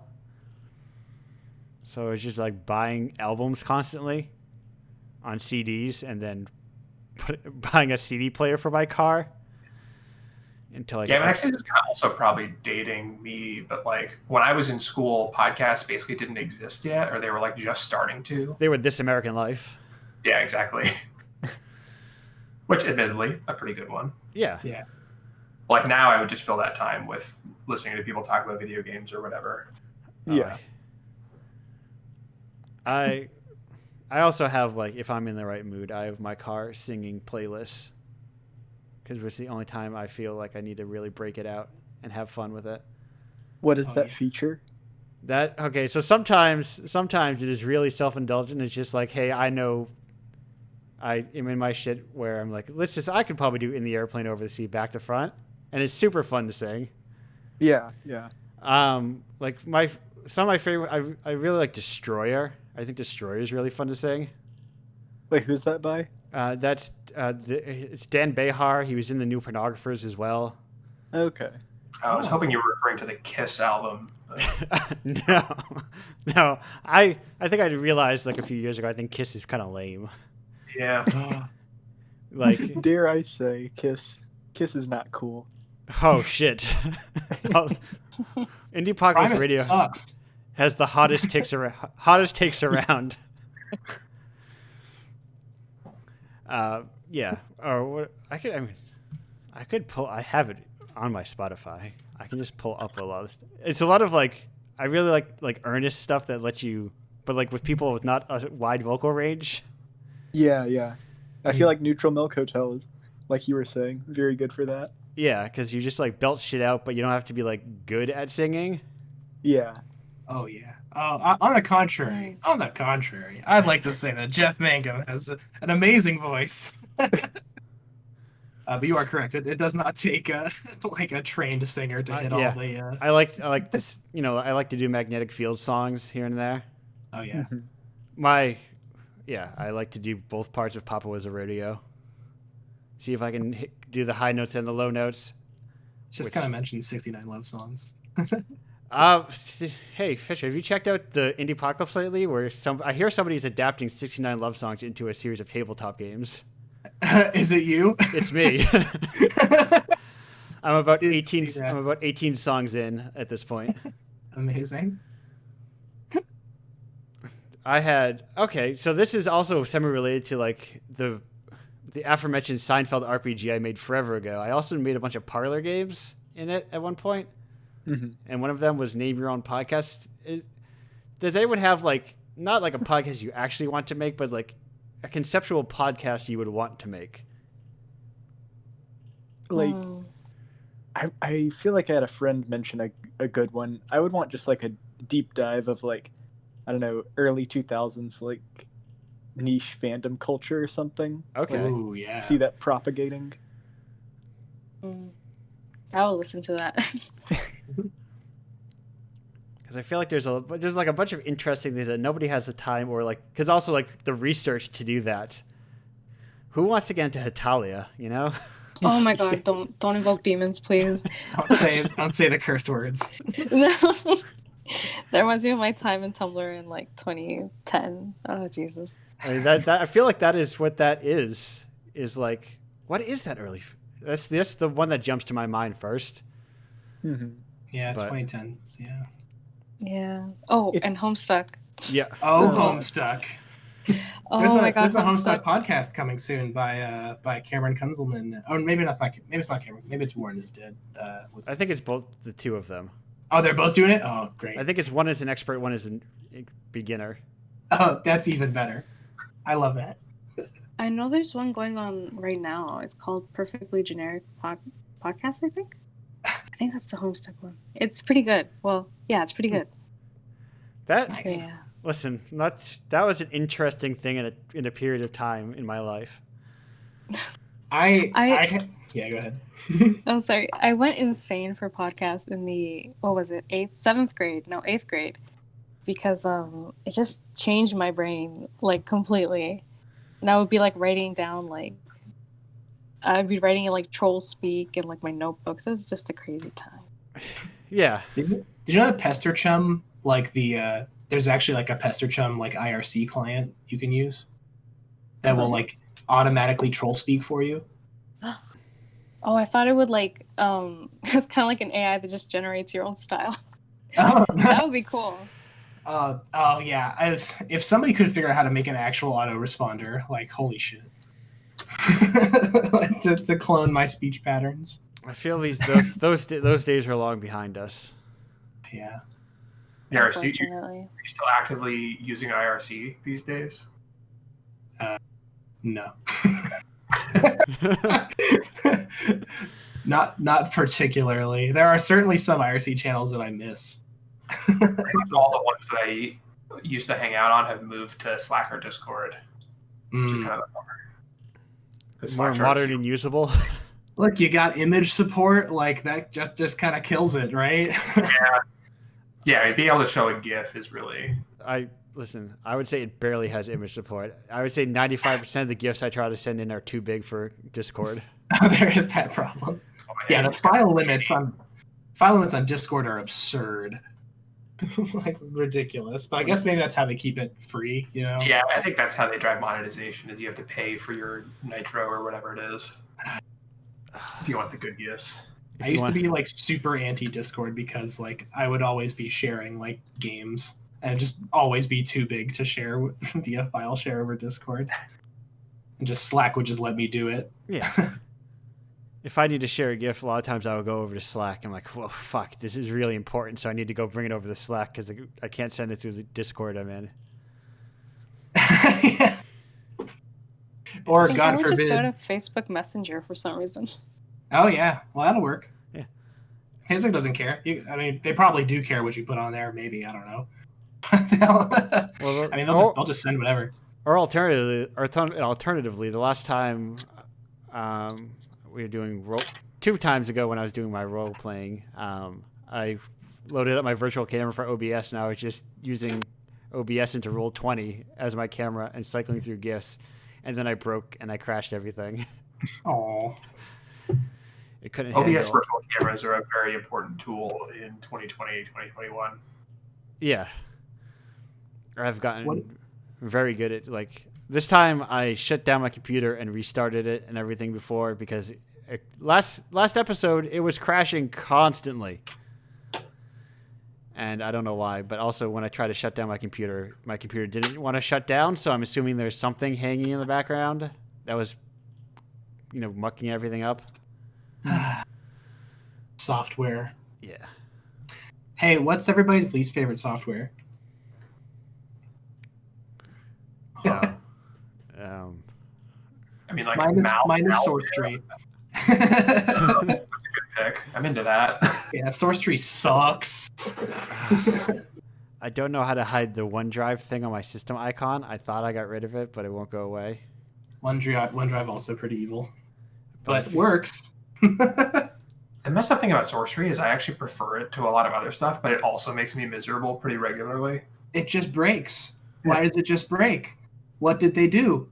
Like, I don't understand. Why does Fork work but SourceTree doesn't? Like, I don't get it. Probably because it costs money, right? Fork, well, it used to be free. But yeah, I mean, you can download the trial version of Fork and just use it, and it will be the same as buying it, I believe. Does Twitter count as software? Because I really hate that. Yeah, I guess I would say. That's an app, right? So I guess that. Yeah. Yeah, there we go. Yeah. That's my pick. This app is free, but also it costs your life. Yeah, it's a real like monkey's paw situation. Yeah. No, you just got a power user style where you just pop in for like 3 seconds and then you dip back out. But I feel compelled to be on Twitter a lot because I'm running the Boston Indies account, so I need to be checking for who's posting and retweeting their stuff and talking about events and and the results when I was online way too much. Right. You just gotta shut off you just gotta unfollow everyone who doesn't talk about video games. Make a column in TweetDeck set up that's like it filters to just a bunch of hashtags about games and limits it to within 100 kilometers of me, and that's pretty good. That is a very efficient way to do it. It misses a lot of stuff though because people aren't using hashtags, which is totally fine and good. I don't know what hashtags to use, so I just use the ones I see everybody else use, which I don't think are very good. Okay, important question. Has anyone sincerely used a hashtag? Clicked in to see the content within? Oh, I actually have done that, but it was pretty much only ever to be like, is anybody I follow tweeting about this, and so I can unfollow them immediately? Okay. I use it as an aggressive feature, not as a defensive or as a defensive measure rather than a social measure. I use it for wrestling again occasionally. I've talked about wrestling a lot tonight. Like I was watching the Royal Rumble last Sunday, and I don't know, there was like a moment where it looked like Carmella had broken her neck, so I went on Twitter and was like, looked at the Royal Rumble hashtag to see if everyone else also thought she had gotten horribly injured. It turned out she was totally fine. But yeah, I don't know. Good to just like see I don't really have like a wrestling chat room I'm in or anything, so it's a good way to get the temperature of the room, you know. Right. Mm. But there's also a lot of bad shit on there, so Yeah. monkey spa. Right. I've said it before. The equivalent of like what I would do if I want to go on the internet and feel bad instead of doom scrolling, I just go to Steam charts and look up games, and go, wow, 2 concurrent users, huh? That was your maximum. Really fucking pulls the wool back, you know? And it's like, oh, that's sad. Nobody is making money, but everyone's pretending we all are. Right. People gotta stop pretending so much, I guess. I think. Take Like, it to you. right. You gotta live. I feel like people gotta live in their struggle a little, you know. Anyway, but that's unrelated. I would make a podcast where you go through all the musical references in JoJo's Bizarre Adventure and rank them. That's not bad. Yeah. I think that's probably a pretty big audience for that too. I would have to. Yeah. I would have to find someone who's like, who wants to listen to like all of this Dire Straits with me. And is the real answer who pops up on top? Is it just King Crimson? I've been listening to this podcast, which is it's called "The Worst Song on Earth." Okay. Are you familiar with this? No. It's they get a song each week, and they're like, this is the worst song on earth, and I'm gonna prove it to you. And they'll do like hypercritical analysis on these songs. Except none of them know how to do like actual critical analysis. So it's really just stuff like, this song makes me feel funny. I'm scared of it. Yeah. And so they'll get like actually good songs and just be like, oh, like for instance, like Californication. They're like, this song is like weirdly sexual. I'm uncomfortable with this. It's like, yeah, it's Red Hot Chili Peppers. Like, I don't know. Yeah, weirdly sexual is like their whole thing. Yeah, like, dude wears a sock. Like, I don't know. The album is called Californication. Right. The song in question is called. Yeah. And I love listening to it because like they're like just first of all, they're like all like friends that grew up with each other like through like high school, Yeah. and all went to college together and stuff. And they're like all talk like each episode is really just them talking about like their experience with the song in like bars or whatever in the mid 2000s. So I'm like, okay, yeah, sure, I can understand their vibes related to these songs. But then sometimes they'll just like have this like really like I hesitate to say like toxic opinion on a song, but just like it really shows like I listen to it, like I'm 25. I'm fairly young. I think these guys are like mid 30s, maybe late 30s. Yeah. And like I listen to them like talk about these songs, and like for me, I'm just like, oh yeah, I heard this when I was like in middle school, and it's just like whatever. It's like a dance song. But for them, it's like, this song was such a moment for me because I got this, and then like I had to drive home drunk, and like, oh my god, just talk about all these like wild stuff that's not really related to the song, but for some reason for them that means that the song is bad. Okay. They're Kind of like a thing I had with Bryan Adams, because in like 5th grade or 6th grade, our teacher made us sing Summer of '69 for a school, not a dance, but like one of those assemblies for like celebrating summer coming. I don't know. Okay. And we had to memorize that song and sing it like 1,000 times a week. And so every time it would come on, I'd be like, turn that shit off. I hate Bryan Adams. Yeah. I had a cousin who. I like Bryan Adams now. For their graduation, I think they sang Wild World. Which. Wait, who's that by? That's yeah. Cat Stevens or like Yusuf song. Islam or whatever, whichever name. I think he just goes by both of them to some extent. Right? Wait, who? Cat Stevens. Oh yeah. Oh yeah. He also goes by, is it Yusuf or Yusef? Yusef? I don't know. One of those two. I think he goes by both of them now, but they sang that. Wait, do you know? And do any of you know the Langley School music project? Yes. Okay, that's what that made me think of. Yeah. exceptional. It's a bunch of like middle schoolers or elementary schoolers. I believe it's like a combined middle elementary school. Yeah, they were in. It was in Canada, I believe, right? I don't know actually where it was. Canadian elementary school, Vancouver. Yeah. Oh, okay. All right. Oh no, it was in BC. So yeah, Vancouverish. Yeah. Yeah. Langley, British Columbia. Sounds about right. Oh yeah, that is a city that I know of. Yes. Well, in the 70s, that city, a public school in that city recorded an album Damn. of like covers, because to get the kids into music, they had them play popular songs as like a fun thing to do. I have a very personal relationship to that project. Okay. Are you ready for a tangent? Yes. Because this is a tangent. It's the only, well, before we get, I'll say that's the only version of Desperado I'll listen to. Yeah. Yeah. Well, okay. So, in 2008, no, before that, 2007, I was scouted for a children's music group. Okay. Called The Minor Key.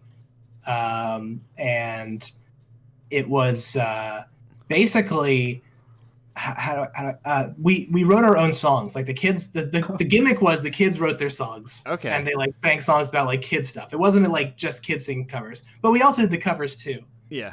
And the whole thing was inspired by the Langley Music Project. Just like get as many kids on stage to sing this song. It sounds like it's more inspired by the Shags, dude. Well, it wasn't like the Shags. It was actually like some of it was palatable. Okay. So it was, to be fair, they did scout kids, I guess, presumably who knew how to play music. Yeah, the Shags. Yeah, we weren't all family members. Just some of us. Yeah. So this is mostly ungoogleable, but yeah, Buddy Duvay and the Minor Key. We actually toured. We went. We toured across Vermont, which isn't. I mean, is that really a tour? But we did go to Philadelphia, and like around, and the School of Rock, like Jack Black's School of Rock. Yeah. So that's based on a real thing. That's the Paul Green School of Rock, and we opened for them multiple times. And really weird because all of our songs, like some of our songs were like rock, like we covered like I want to say we covered All Along the Watchtower. Okay. And we like did like the Hendrix rendition of it? Hendrix. Yeah, the Hendrix version, and I would play lead on that, and that was like really fun. But I have a terrible lead guitarist, so it didn't really work.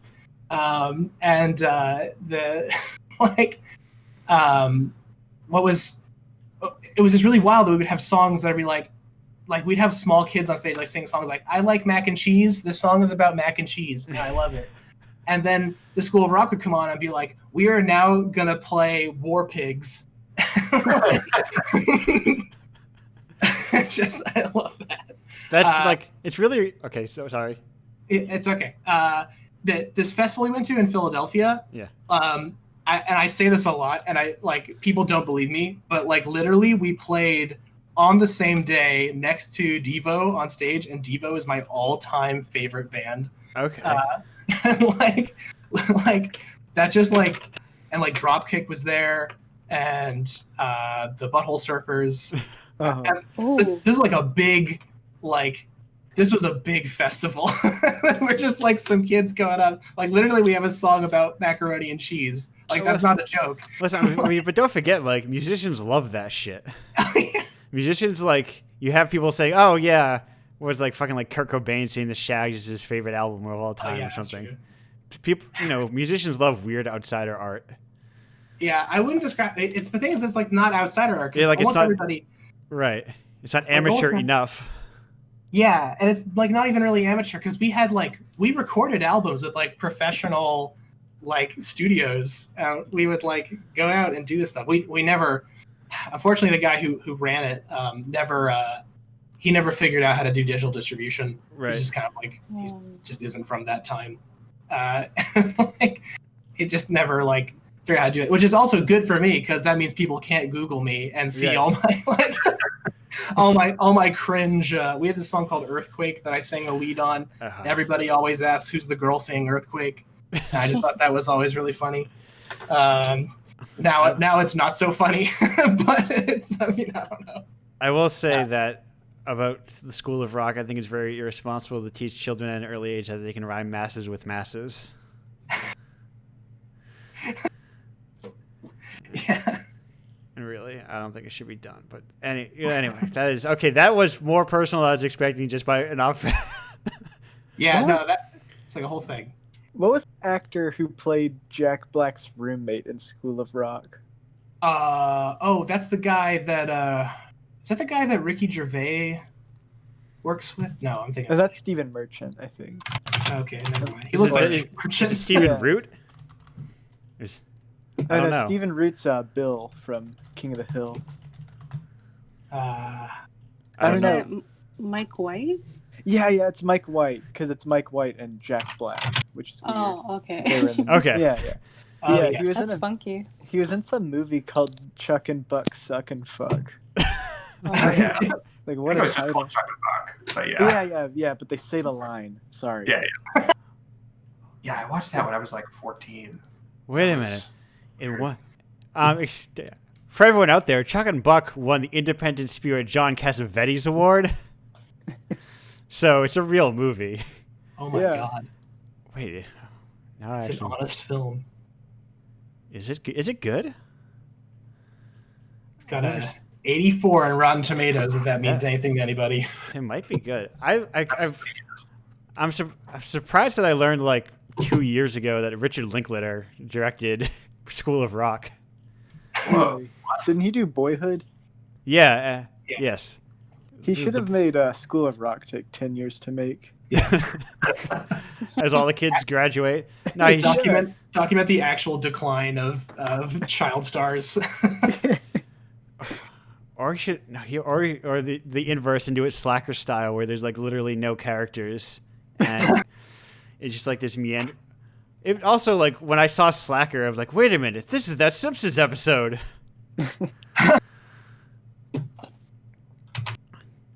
They just ripped this off. I love, like, learning after the fact, like, oh, okay, that's exactly where this thing comes from. This is, somebody saw this movie, but I have no reference for it. Why would a 13-year-old or whatever kid have seen Slacker, you know? It happened to me a lot with the Halloween episodes because they were almost always just some other story. Yeah. Right. Yeah. Yes. Right, and then I just very recently watched Spooky Kids in a Town, Village of the Damned, which is also slightly referenced. Kids with Glowing Eyes. That's the Kids with Glowing Eyes movie. I would have guessed Children of the Corn. Nope, I think it's like a take on that, or like the Spooky Kids movies, but that's beside the point at this point. Oh yeah, look at those kids with bowl cuts. Oh yeah. Yeah. Weirdly, I actually drove by a School of Rock earlier today, and I thought, yeah, I like that movie.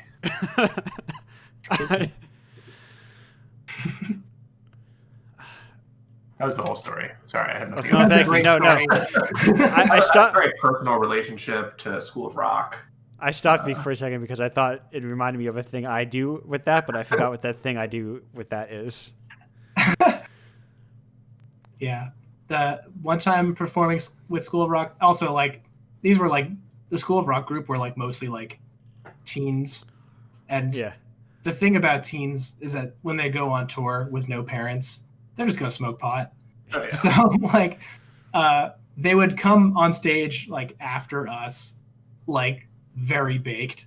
And like they would like try to interact with the kids, and it was like we're like some of the parents in the group were like super chill, and some of the parents were like very much like soccer mom, like micromanaging, kind of like like, oh my god, it's just the best for my kid's future, and would like come out and get their kid and like be like, you can't talk to the School of Rock. I know they're cool, but come watch them over here from the back. Can't talk. The stoned teens Yeah. playing Zeppelin on stage. I met Paul Green and he touched my face, and I did not want him to touch my face. That's the story I have. Oh, Jesus Christ. He didn't say anything. Like, literally, okay, so the leader of the band was like, hey, here's Fisher. He's really cool.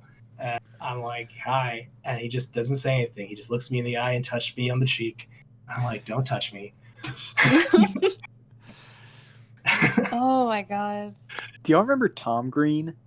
Oh, yeah. Yes. Yeah. Let's talk about Tom Green. I 'Cause I I almost just want. No, Sorry. you go.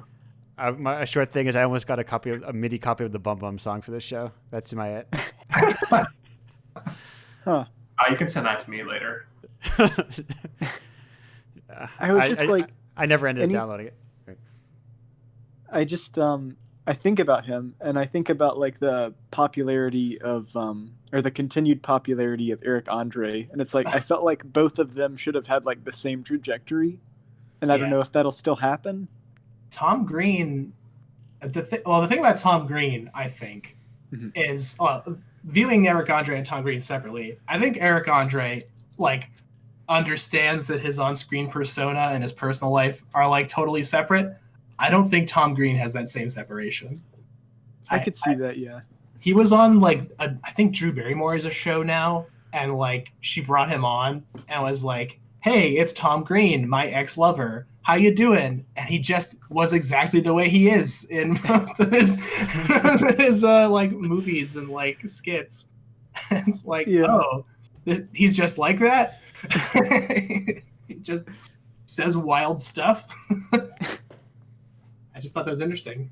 Yeah. Because that was the impression I got from Eric Andre as well, is that like he doesn't really turn off, but I don't think I've seen enough like interviews with him, I guess, to like understand if he has a separation. Right. Like he must be normal enough to date Rosario Dawson, you know? Yeah, yeah. So like Well, I guess normal enough to date Drew Barrymore. oh yeah, true. Well, Drew Barrymore had a wild streak. Hmm. Let us not forget. And, I say as being a 25-year-old and not actually remembering. let's not forget Drew Barrymore's wild streak. we're so wild. She dated the guy who talked about pooping on cannons.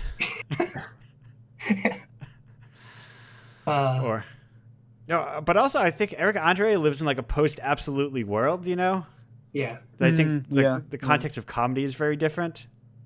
this is true.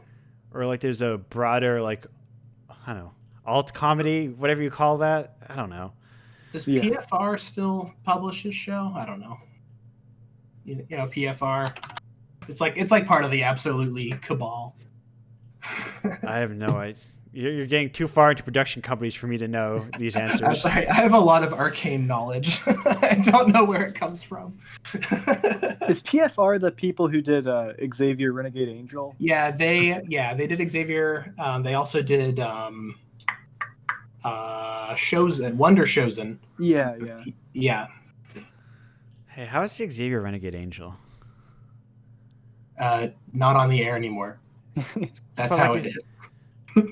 I think I still have a DVD set I bought at Target back in high school. It has aged well. Well, mostly Okay. aged well. Some of the Yeah. jokes do not fly as well with modern cultural sensibilities, for sure.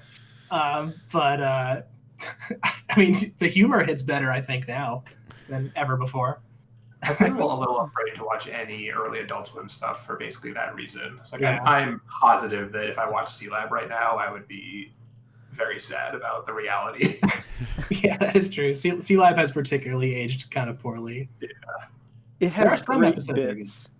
Yeah, like for sure, like the Bizarro episode, I think, has aged pretty well. I think of like, I'm regular Stormy. I'm Bizarro Stormy. Like, I love it. Yeah, that is okay. Let's early Adult Swim is also like a whole other like pre live action Adult Swim. I guess we're going back to pre absolutely days of Adult Swim, like when it was like all very like Just all William Street stuff. Yeah. right, Mm. like low budget, and also we licensed Family Guy and They hadn't even Futurama. licensed Family Guy yet. They were actually just showing. I think at one point it was just like showing old cartoons. Like at one Right. point. Yeah, just anime and Harvey Birdman. Yeah. I recently watched Harvey Birdman because I had never watched it back then. Like this Harvey Birdman's not bad. Yeah. Oh, really? Okay, that holds up. That's good. I feel like there's probably some stuff but it's like in my brain, it's not like ultra objectionable, or it's not any more objectionable than I expect something like that to be. It's got Stephen Colbert in it, and it's got like the same level of maturity as the Stephen Colbert show did, I think, and like the same level of like humor. I feel It's got the Colbert Report. It's got some good gifs, I think. Yeah, for sure. It's got some good gifable works, and also like, yeah. Okay, we could spend forever, I think, talking about like early Adult Swim, and We haven't even started talking about Trigun yet. I don't think you can go back. Okay. No, I tried and it's not. It doesn't work. The world building is really interesting, but as a show, it's just not great. I got it recommended to me once, and I didn't follow up on that. So that's my experience with Trigun. It's very like old. If There's that a makes lot sense. of like tropey anime stuff in it that doesn't work for me anymore. But yeah, I do really think that the setting that they came up with, that like weird desert planet that people had colonized, and then they had like their huge light bulb energy sources, like that stuff was pretty cool. Oh, that's what it's about. I just remember the guy in the red jacket. What's his name? Vash? Yeah. The Conqueror? The That Stampede, man. please. That one. Yeah. Please respect the man. So sorry. Their currency is called double dollars, right? Yes, it is. Yeah, no, that's I love that. I feel like that, and in One Piece where they call them berries. Those are like my two favorite currencies. There's some good stuff. I think I ended up reading Trigun Maximum. I'm like, oh, this is better, more palatable. Yeah. But listen, there's a whole era of like early anime, and listen, everyone. I recently watched Angel's Egg. Ooh, which I've is heard of that as well. It's Angel's Egg rules, and it's Is like that the... Actually, I'm not gonna ask in case I'm wrong. Never mind. I'll say it's the Mamoru Oshii and Yoshitaka Amano collabed on it. So that's a sweet matchup. Yeah, it's a hot collab. It's like about nothing. Oshii sounds great. Oshii is quoted as saying, "I don't know what this movie is about." It looks good as hell. It's maybe about his disillusionment with Christianity or something. Oh damn! Okay, I'm watching this tonight. Like it rules. Shout out to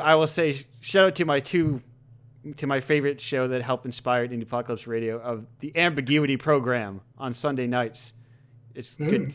Evan Dom shows good cartoons, and it's like the reason to be online on Twitch.tv. Ooh. Is anyone familiar with Clamp? Well, yes, the you broad probably concept are. of Clamp. The what? The broad concept of Clamp. Yeah. Have you seen X99? I have not. No. It's very, very good. It's like it's about like the Messiah and the Antichrist. Okay. And there's these two guys, but you don't know which one's which. And it's very, very cool. I'm like, I found myself very hit and miss with like classic anime and manga. Like I tried with Tezuka and I just could not do it. Oh, it's not that like far back. But also like even like I'm very hit or miss with like Rumiko Takahashi as well. Oh, okay, that's fair. Like Ranma, I was like, this is too much. I can't believe there's like 40 volumes of this. Yeah, I bought like the big volumes. Yeah, I bought like 2 or 3 of them, and I was just like, this is enough. I'm really enjoying this, but that's enough. But like, have y'all read Maison Ikoku? That's what I was about to say. That started coming out, and that thing slaps 100%. Like I love that. Yep, that's her best work, because it's like it's only like 15 volumes total. It's like the one time she decided to not go forever. But even the one like, time she decided to calm down. Yeah, but like man. I think it's partially because maybe there's only one like couple, and there's like not something about it. It feels like, oh, I'm gonna write a really good story this time. Yeah. And like, has anyone seen Saint Seiya? No. Mm-mm. There's no. in the American version, they got Bowling for Soup to cover They did. I Ran So Far Away. They did for Knights of the Zodiac. It's Yeah. insane. I remember you guys were talking about how American TV would do the AMV thing for the openings. Yeah. And the first time I saw the opening to Knights of the Zodiac, I was like, this is not an actual thing. Bianca, were you there when we were talking about the Digimon movie? Yes, I was Okay. the one who brought it up. Okay. And I love that movie so much. And how it is Oh, like a yeah. weird mishmash. Have y'all seen Oh, or sorry. wait, you go go, ahead. you go. No. Okay, I was just gonna say, there's this sequence in the final battle with that like monster Digimon that like evolved from the weird Terriermon, and like in the American version, he's like singing and like Smash Mouth is playing, but in that same sequence in the Japanese version, his mind is being destroyed or something. Oh no. It's, I did can't not know remember- that. But yeah, That's the so Japanese sad. version is very weird. Yeah. I've been looking for the Japanese version, but I can't find it. Why would you need that when the American version has like Smash Mouth and like I feel like I don't know if it is, but I feel like the Mighty Mighty Boss Tones are on that soundtrack. Yeah. They were. plays. Okay. The impression that I get was on there. Yep. And Less There's- Than Jake and Bare Naked Ladies. There's like an image that went around a while back of Conan O'Brien holding the Digimon the movie soundtrack on his show. Yes. I almost made that into my header on Twitter, but I didn't because I'm a fool. You guys, there's Chris. Do you remember? I'm gonna hope you're my buoy in this. Do you remember the Conan O'Brien "You're the Man Now" dog memes? Where I Conan remember was You're the different. Man Now dog memes, but not Conan O'Brien ones specifically. Well, you see, there was a time when Conan spread his arms out and made them close and snap, and then people would make Conan O'Brien to be different things. You see, back in the day, a meme Just could, located it. a meme could last anywhere between like 3 to 6 months. We were living with Was all I- your base for a very long time. I was on YTMND last week. I don't remember why though. I don't. Yeah. Yes. 100% in the secret Discord chat. We have the important Conan O'Brien YTMND, where Conan O'Brien is an alligator. Anyway, listen. Okay, we had fun talking about old memes. We're cresting into 4 hours, and we couldn't do this shit forever because it's not like we. This isn't actually. I like to pretend it's a post-convention show, but it's not like this is actually a post-convention show. We're all just like go to bed and like lay on a pizza, eat a pizza, and lay on our food bed all night and just chill. I'll lay on a pizza. Last Too, time if I wasn't allergic to pizza. when That is so sad. I think the I last. know. I think I was gonna say the last event I did was PAX East, but the last event I did as like a full table by myself was MomoCon, I think, and I got someone's mixed up pizza order, so I got like pizza nachos and like 3 pizzas, Sweet. and I Yeah. had 2 beds, so I had a food bed that I could eat all my food in. We ordered Subway recently, and I know who orders Subway, but also, also Listen, if we want Pandemic a time. fast casual submarine sandwich restaurants, I like Jersey Mike's. If we're being honest. we got a somebody else's order, and like along with ours, and they ordered the weirdest shit. Did you know that Subway has veggie patties? And No. Oh my also, god. did you know that you can order subs from Subway that are nothing? I don't know what it was.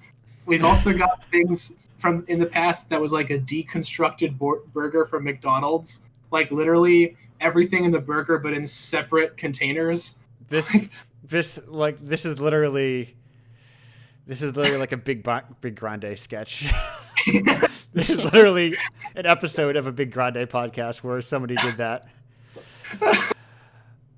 Just order it to somebody's house. Yeah. Yeah, I think he was ordering like a thing with salad dressing or like ranch dressing. I don't remember. It's good. I like Big Grande. I think they're funny, but I only listen to comedy podcasts nowadays. When I listen to podcasts, I only want to feel good, except Right. for when I'm listening to the Lolita podcast, which makes me cry. Lolita the book or About Lolita the fashion or the book? Yeah. That's Yeah. what I confused. Definitely the book. Okay. To be Oh, clear, okay. it is Not- not a happy podcast. Not the fashion. Not the fashion concept. Yeah, I highly recommend it. It's really an unfortunate tale. So, What about? well, it's about if you're familiar with the lead of the book, which I won't go into detail on. Oh yeah, I read it. Yeah, it's about first it's about what literally happened in the book, and then it's about all the adaptations and how the Mhm, adaptations paint the like understanding of the book and like the understanding of the culture. Yeah. Um, it's there's a whole episode on Lana Del Rey that is wow, it's a lot. So you would say that podcast is not the light of your life, the light of your loins? yeah. Yeah, it's a little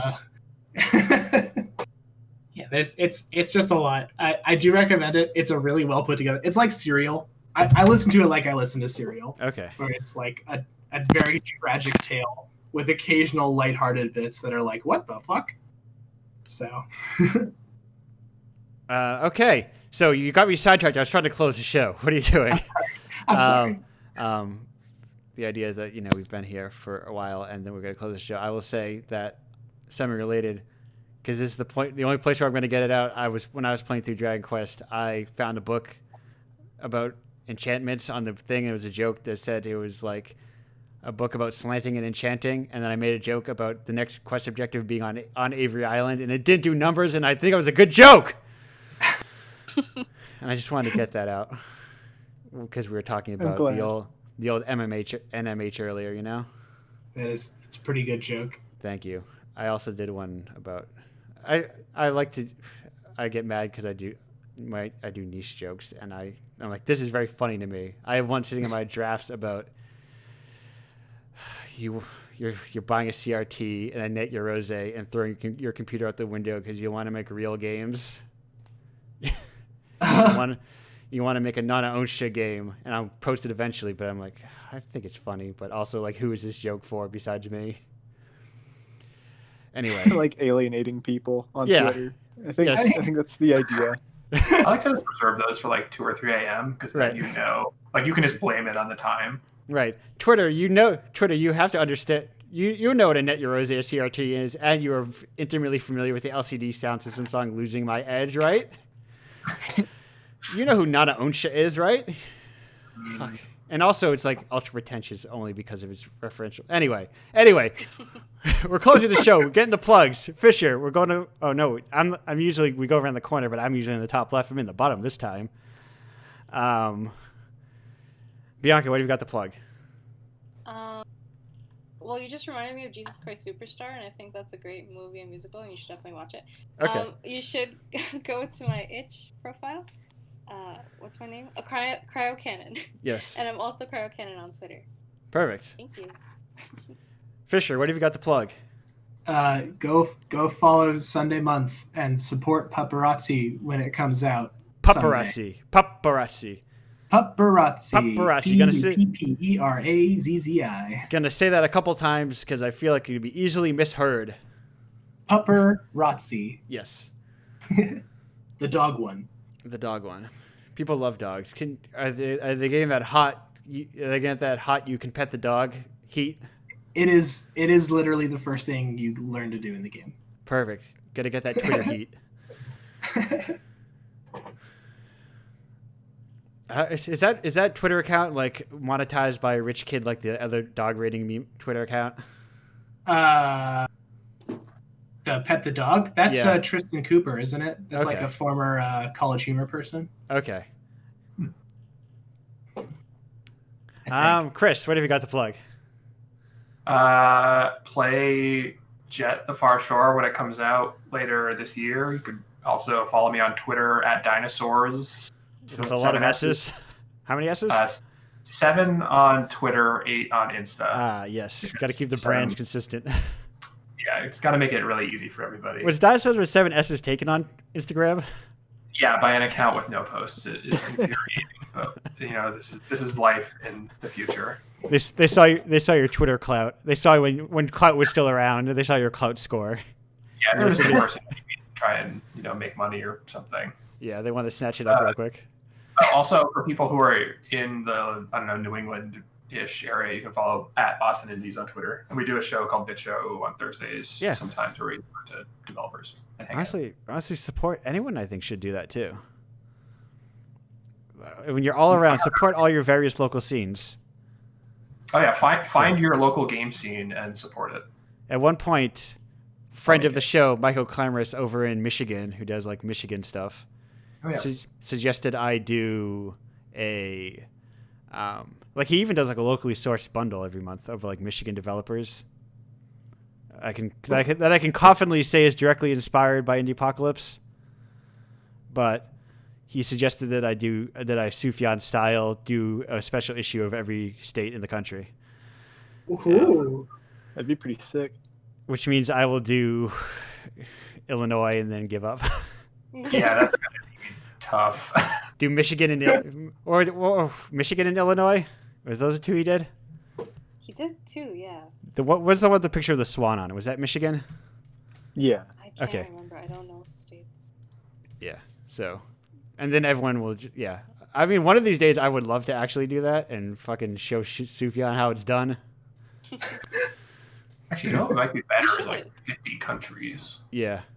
Well, that might also be really hard. That's project number 2. Chris, I can only like passively speak Spanish and kind of have a vague understanding of Japanese. That would make that hard. Fair enough. Yeah. So, English-speaking countries and maybe Spanish-speaking countries I could do. Beyond that, Cyrillic alphabet. Don't know what that is. You could probably find some helpers. Yeah, I think. Yeah, I've met a lot of people across Indiepocalypse in probably over 20 countries around the world. It gets around every time zone, every continent except Antarctica. Indiepocalypse, it gets around. It certainly does. International Man of Indie, as I said. Joe, what have you got to plug?